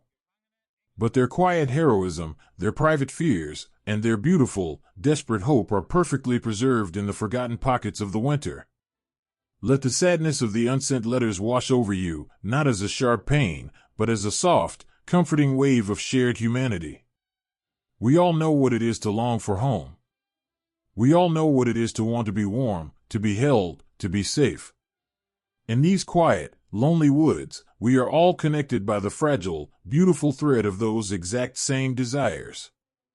Rest now, in the quiet sanctuary of the pines. Let the snow fall gently around you, covering the world in a blanket of absolute peace. The letters are resting. The boys are walking home. Sleep now, and let the gentle, whispering wind of the winter forest carry you softly into your own warm and beautiful dreams. A single, warm drop of water gathers at the very tip of a pine needle, hangs suspended for a fragile heartbeat, and then falls softly to the waking earth. Listen to the quiet rhythm of the forest now. It has changed. The heavy, suffocating silence of the deep freeze has finally broken, replaced by 1,000 tiny, silver voices. It is the sound of the thaw. The winter, which had gripped the Ardennes so fiercely, which had turned the world into a vast and terrifying cage of white, is slowly loosening its icy hand. The air no longer bites at the skin. It strokes the cheek with a gentle, damp warmth, carrying the deep, rich perfume of wet soil, crushed pine, and the sweet promise of tomorrow. High above the canopy, the sun has returned, but it is no longer the blinding, terrifying glare of that lonely morning in the snow. It is a soft, golden companion. It filters through the branches in warm, dappled beams, reaching down to touch the forest floor. And wherever the light touches, the frost simply yields. The great, sweeping drifts of snow begin to recede, pulling back like a slow, white tide. They shrink away from the trunks of the ancient trees, revealing the dark, resilient bark beneath. They melt from the slate roofs of the quiet villages, sending small, shimmering waterfalls cascading over the eaves. The ice that had locked the streams and rivers into silent, frozen highways begins to crack and splinter, breaking apart to reveal the rushing, joyful black water flowing freely beneath. As the white blanket is gently pulled away, the true face of the earth is revealed. It is a landscape that has been bruised and battered. It bears the heavy, sweeping scars of the winter storm. There are deep, churning trenches carved into the meadows, where the great steel machines had struggled through the mud. There are splintered branches and broken saplings, snapped by the sheer, agonizing weight of the iron and the snow. The earth looks tired, just as the boys who marched across it were tired. But the earth is also profoundly, miraculously forgiving. Look closely at the dark, muddy tracks left behind by the panzers. In the very center of the crushed soil, where the steel had ground the hardest, a tiny, pale green shoot is pushing its way upward. It is a snowdrop, its delicate white petals bowing like a tiny bell in the gentle breeze. It does not care about the war. It only knows that the sun is warm, and it is time to wake up. Life, quiet and unbreakable, is rushing back to fill the empty spaces. At the edge of the forest, the heavy, wooden door of a stone farmhouse slowly creaks open. An older man steps out onto the stone porch. He wears a faded, woolen sweater, his shoulders stooped from a lifetime of tending the soil. He raises a weathered, calloused hand to shade his eyes, squinting into the beautiful, hazy light of the morning. For weeks, he and his family had lived in the dark, huddled in the damp cellar, listening to the terrifying rumble of the world passing over their heads. They had whispered their prayers into the pitch black, waiting for the storm to pass. Now, he takes a slow, deep breath.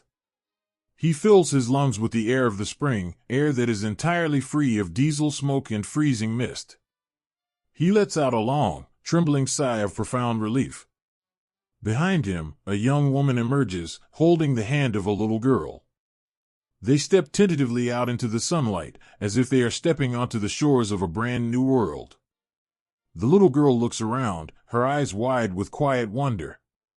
She does not see a battlefield. She sees her yard, emerging from the snow, looking exactly as it had the autumn before. She lets go of her mother's hand and takes a few joyful, skipping steps across the wet grass, turning her face up to catch the warmth of the sun. Slowly, carefully, the villagers step out from their hiding places. They walk down the narrow, cobblestone streets, greeting their neighbors with quiet, knowing nods. There are no grand celebrations. There is only the shared, silent gratitude of survival. They walk out into their fields and into the edges of the woods, stepping softly over the damp earth. And as they walk, they begin to find the things the winter left behind. The melting frost has unveiled the footprints of the ghosts. Scattered across the valleys, resting in the shadows of the pines, are the artifacts of the boys who marched through the dark. A farmer walking the perimeter of his pasture stops and kneels in the mud. He reaches down and gently lifts a heavy, gray woolen coat from the earth. It is soaked through with the spring rain, impossibly heavy, its fabric stained with the soil. The farmer does not look at it with anger. He holds the heavy wool in his hands and feels a sudden, sharp ache of sorrow. He knows what the winter was like. He knows how cold it was in his own cellar, wrapped in blankets beside his wife. He looks at the thin, frayed lining of the coat, and he thinks of the boy who wore it. He thinks of the shivering, the exhaustion, the long, terrible march toward a river that was never reached. He folds the coat carefully, draping it over a low stone wall, a quiet gesture of respect for the suffering of a stranger. Further down the valley, an old woman is clearing the fallen branches from the path leading to the village church. She pauses, her eyes catching a glint of metal resting in the roots of an oak tree. It is a small, tin cup, the kind a soldier would use to boil a meager ration of coffee over a hidden fire. It has been sitting there for months, completely buried in the snow. Now, it rests upright in the damp leaves, and the spring rain has filled it to the very brim with clear, fresh water. A small, brown sparrow flutters down from the branches, lands lightly on the rim of the tin, and takes a drink. The old woman smiles, a soft, heartbreaking smile. The cup that once belonged to a terrified, freezing boy is now offering life to a bird in the spring. She leaves it exactly where it is. She lets the forest keep it, a tiny monument of peace in the waking woods. As the villagers gently clear their fields, they encounter the greater monuments of the retreat. The massive, iron shells of the abandoned machine stand silent in the meadows, looking completely out of place in the soft, greening landscape. Without the snow to cover them, the machines look incredibly vulnerable. The spring rains have already begun their quiet, patient work. A thin, beautiful layer of rust is creeping over the steel hulls, turning the dark gray armor into warm shades of orange, amber, and brown. The iron is returning to the earth. Watch the young boys of the village, the ones too small to understand the terrible weight of the winter. They approach the silent giants with wide-eyed curiosity. They do not see weapons of war. They see magnificent, iron mountains to climb. They hoist themselves up onto the cold tracks, their small boots slipping on the rusted metal, their laughter ringing out across the valley. They sit on the long, dormant barrels, swinging their legs in the warm breeze. The laughter of children, ringing out over the hushed, sleepy valley, is the ultimate victory of the spring. It washes away the lingering shadows. It chases the ghosts from the trees. In a quiet corner of the village, a mother sits on a wooden bench by her back door, peeling potatoes in the afternoon sun. Beside her, resting on the smooth wood of the bench, is a small, folded piece of paper. It is a letter, found in the pocket of a discarded tunic near the edge of her garden. The paper is warped and stained from the melting snow, the ink blurred into soft, blue clouds. She cannot read the language written on the page. She does not know the name of the boy who wrote it, or the name of the mother waiting for him to return. But she does not need to read the words to understand the letter. She picks it up, holding it delicately by the edges. She traces the faded, blurred handwriting with her thumb. She knows exactly what it says, because she is a mother. It says, "I am afraid." It says, "I am cold." It says, "I miss the smell of home." She brings the fragile paper to her lips and presses a gentle, silent kiss against the ink. It is a mother's blessing, sent backward through time, offered to a boy crying out in the dark. She folds the letter and tucks it into the pocket of her apron, carrying the memory of that unknown boy with her as she goes about her day. She will keep it safe. She will not let his longing be forgotten. The Ardennes is a place of profound and quiet resilience. It has witnessed the terrible folly of the world, it has swallowed the noise and the fury, and now it is choosing to simply grow. The Meuse River, the mythical destination that existed only in the fairy tales and whispered hopes of the freezing boys, flows entirely unbothered. The ice has melted from its banks. The dark, rushing water is clear and bright, reflecting the vast, beautiful blue of the spring sky. It winds its way through the valleys, carrying the melted snow, carrying the last, lingering chills of the winter away to the endless sea. If the boys could see it now, they would know that it was just a river. Just water and stone. But perhaps it is better that it remains a dream for them.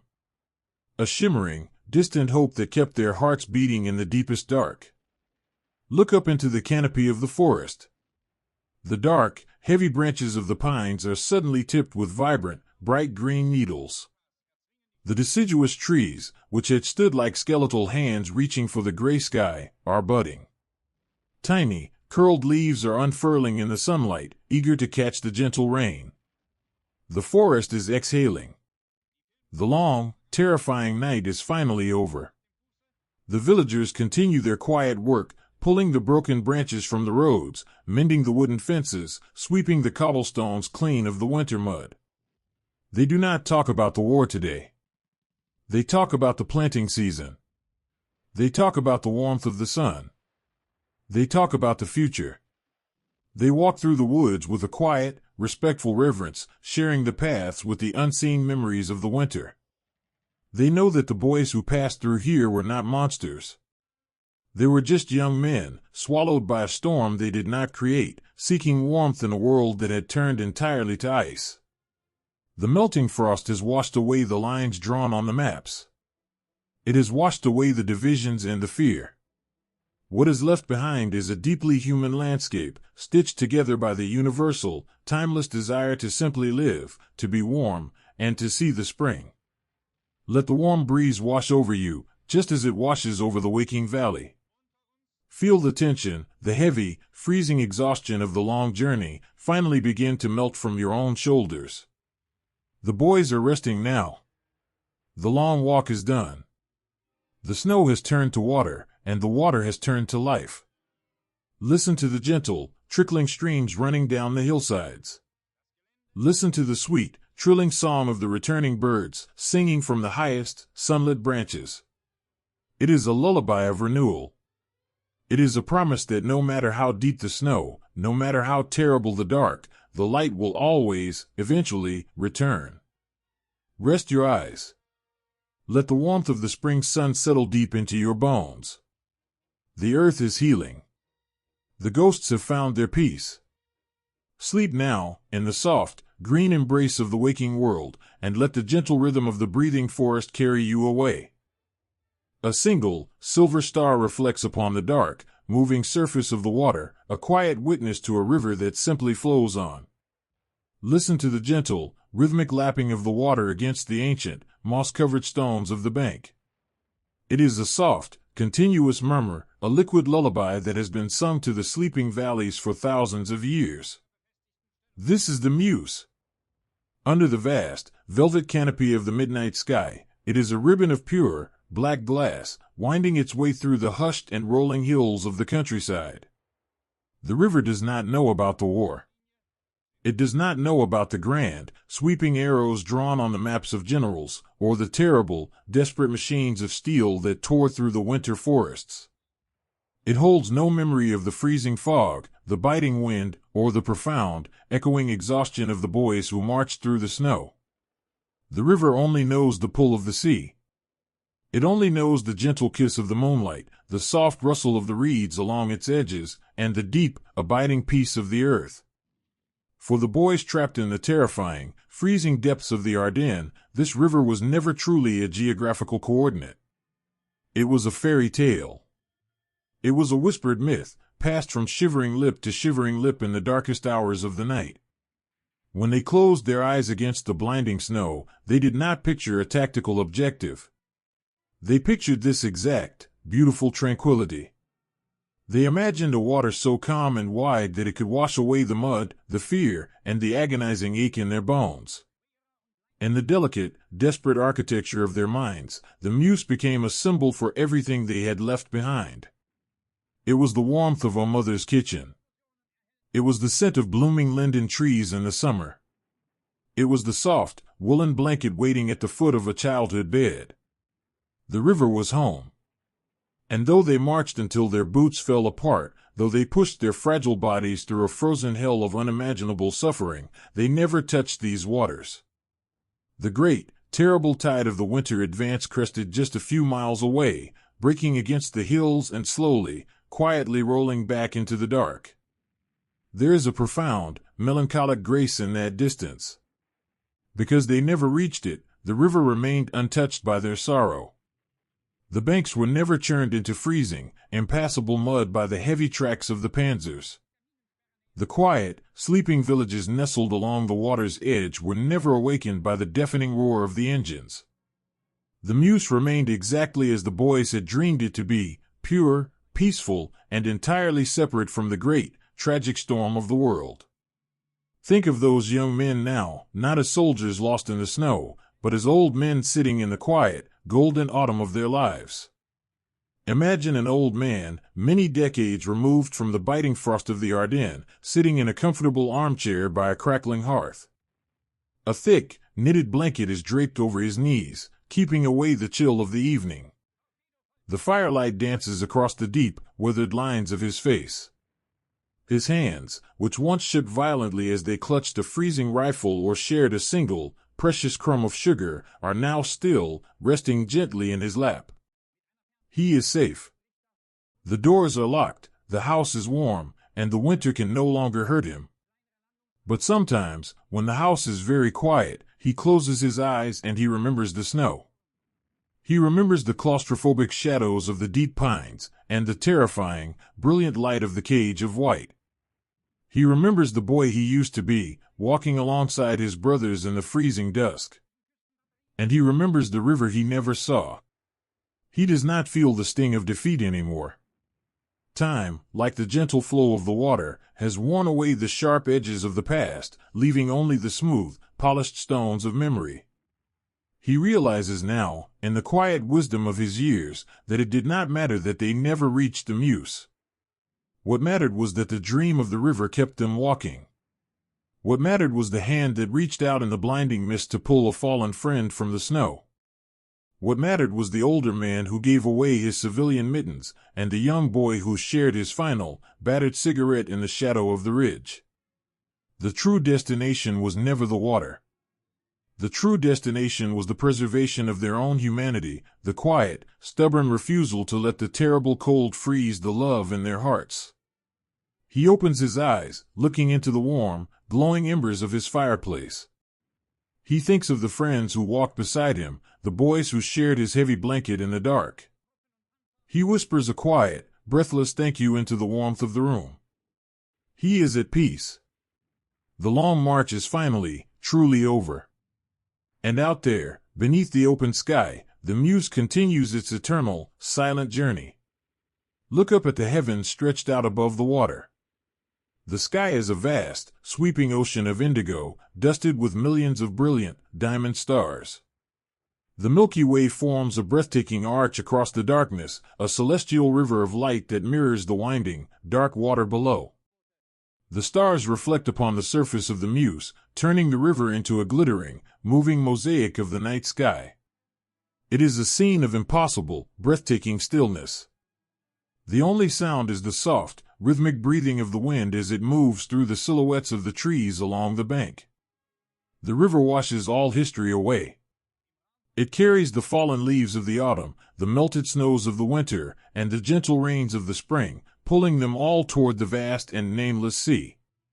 It is a reminder that all the great, frantic struggles of humanity, all the desperate pushes, the lines drawn on maps, the fear and the fury, are ultimately transient.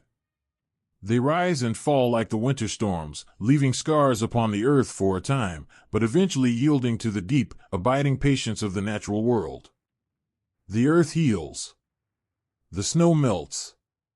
The heavy, iron machines that were left behind in the drifts have long since rusted away, dissolving quietly back into the soil from which they came. The deep, agonizing trenches have been filled with soft green moss and the roots of wildflowers. The forests have grown tall and thick again, their canopies hiding the secrets of the winter beneath a blanket of vibrant, living green. The silence that reclaims the fields of human struggle is not a cold or empty silence. It is a rich, comforting hush. It is the sound of the world breathing a long, slow sigh of relief, settling back into its ancient, peaceful rhythm. Let the tranquility of the river wash over you now. Imagine yourself standing on the soft, grassy bank of the Meuse. The night air is cool and sweet, smelling of fresh water and sleeping earth. There is no danger here. There is no urgency, no destination you must reach before the dawn.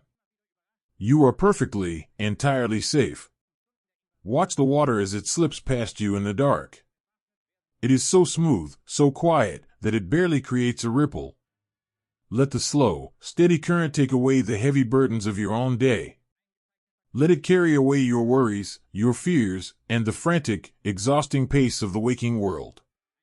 Watch them drift out into the center of the dark water, floating away under the starlight, until they are entirely swallowed by the gentle, rolling tide.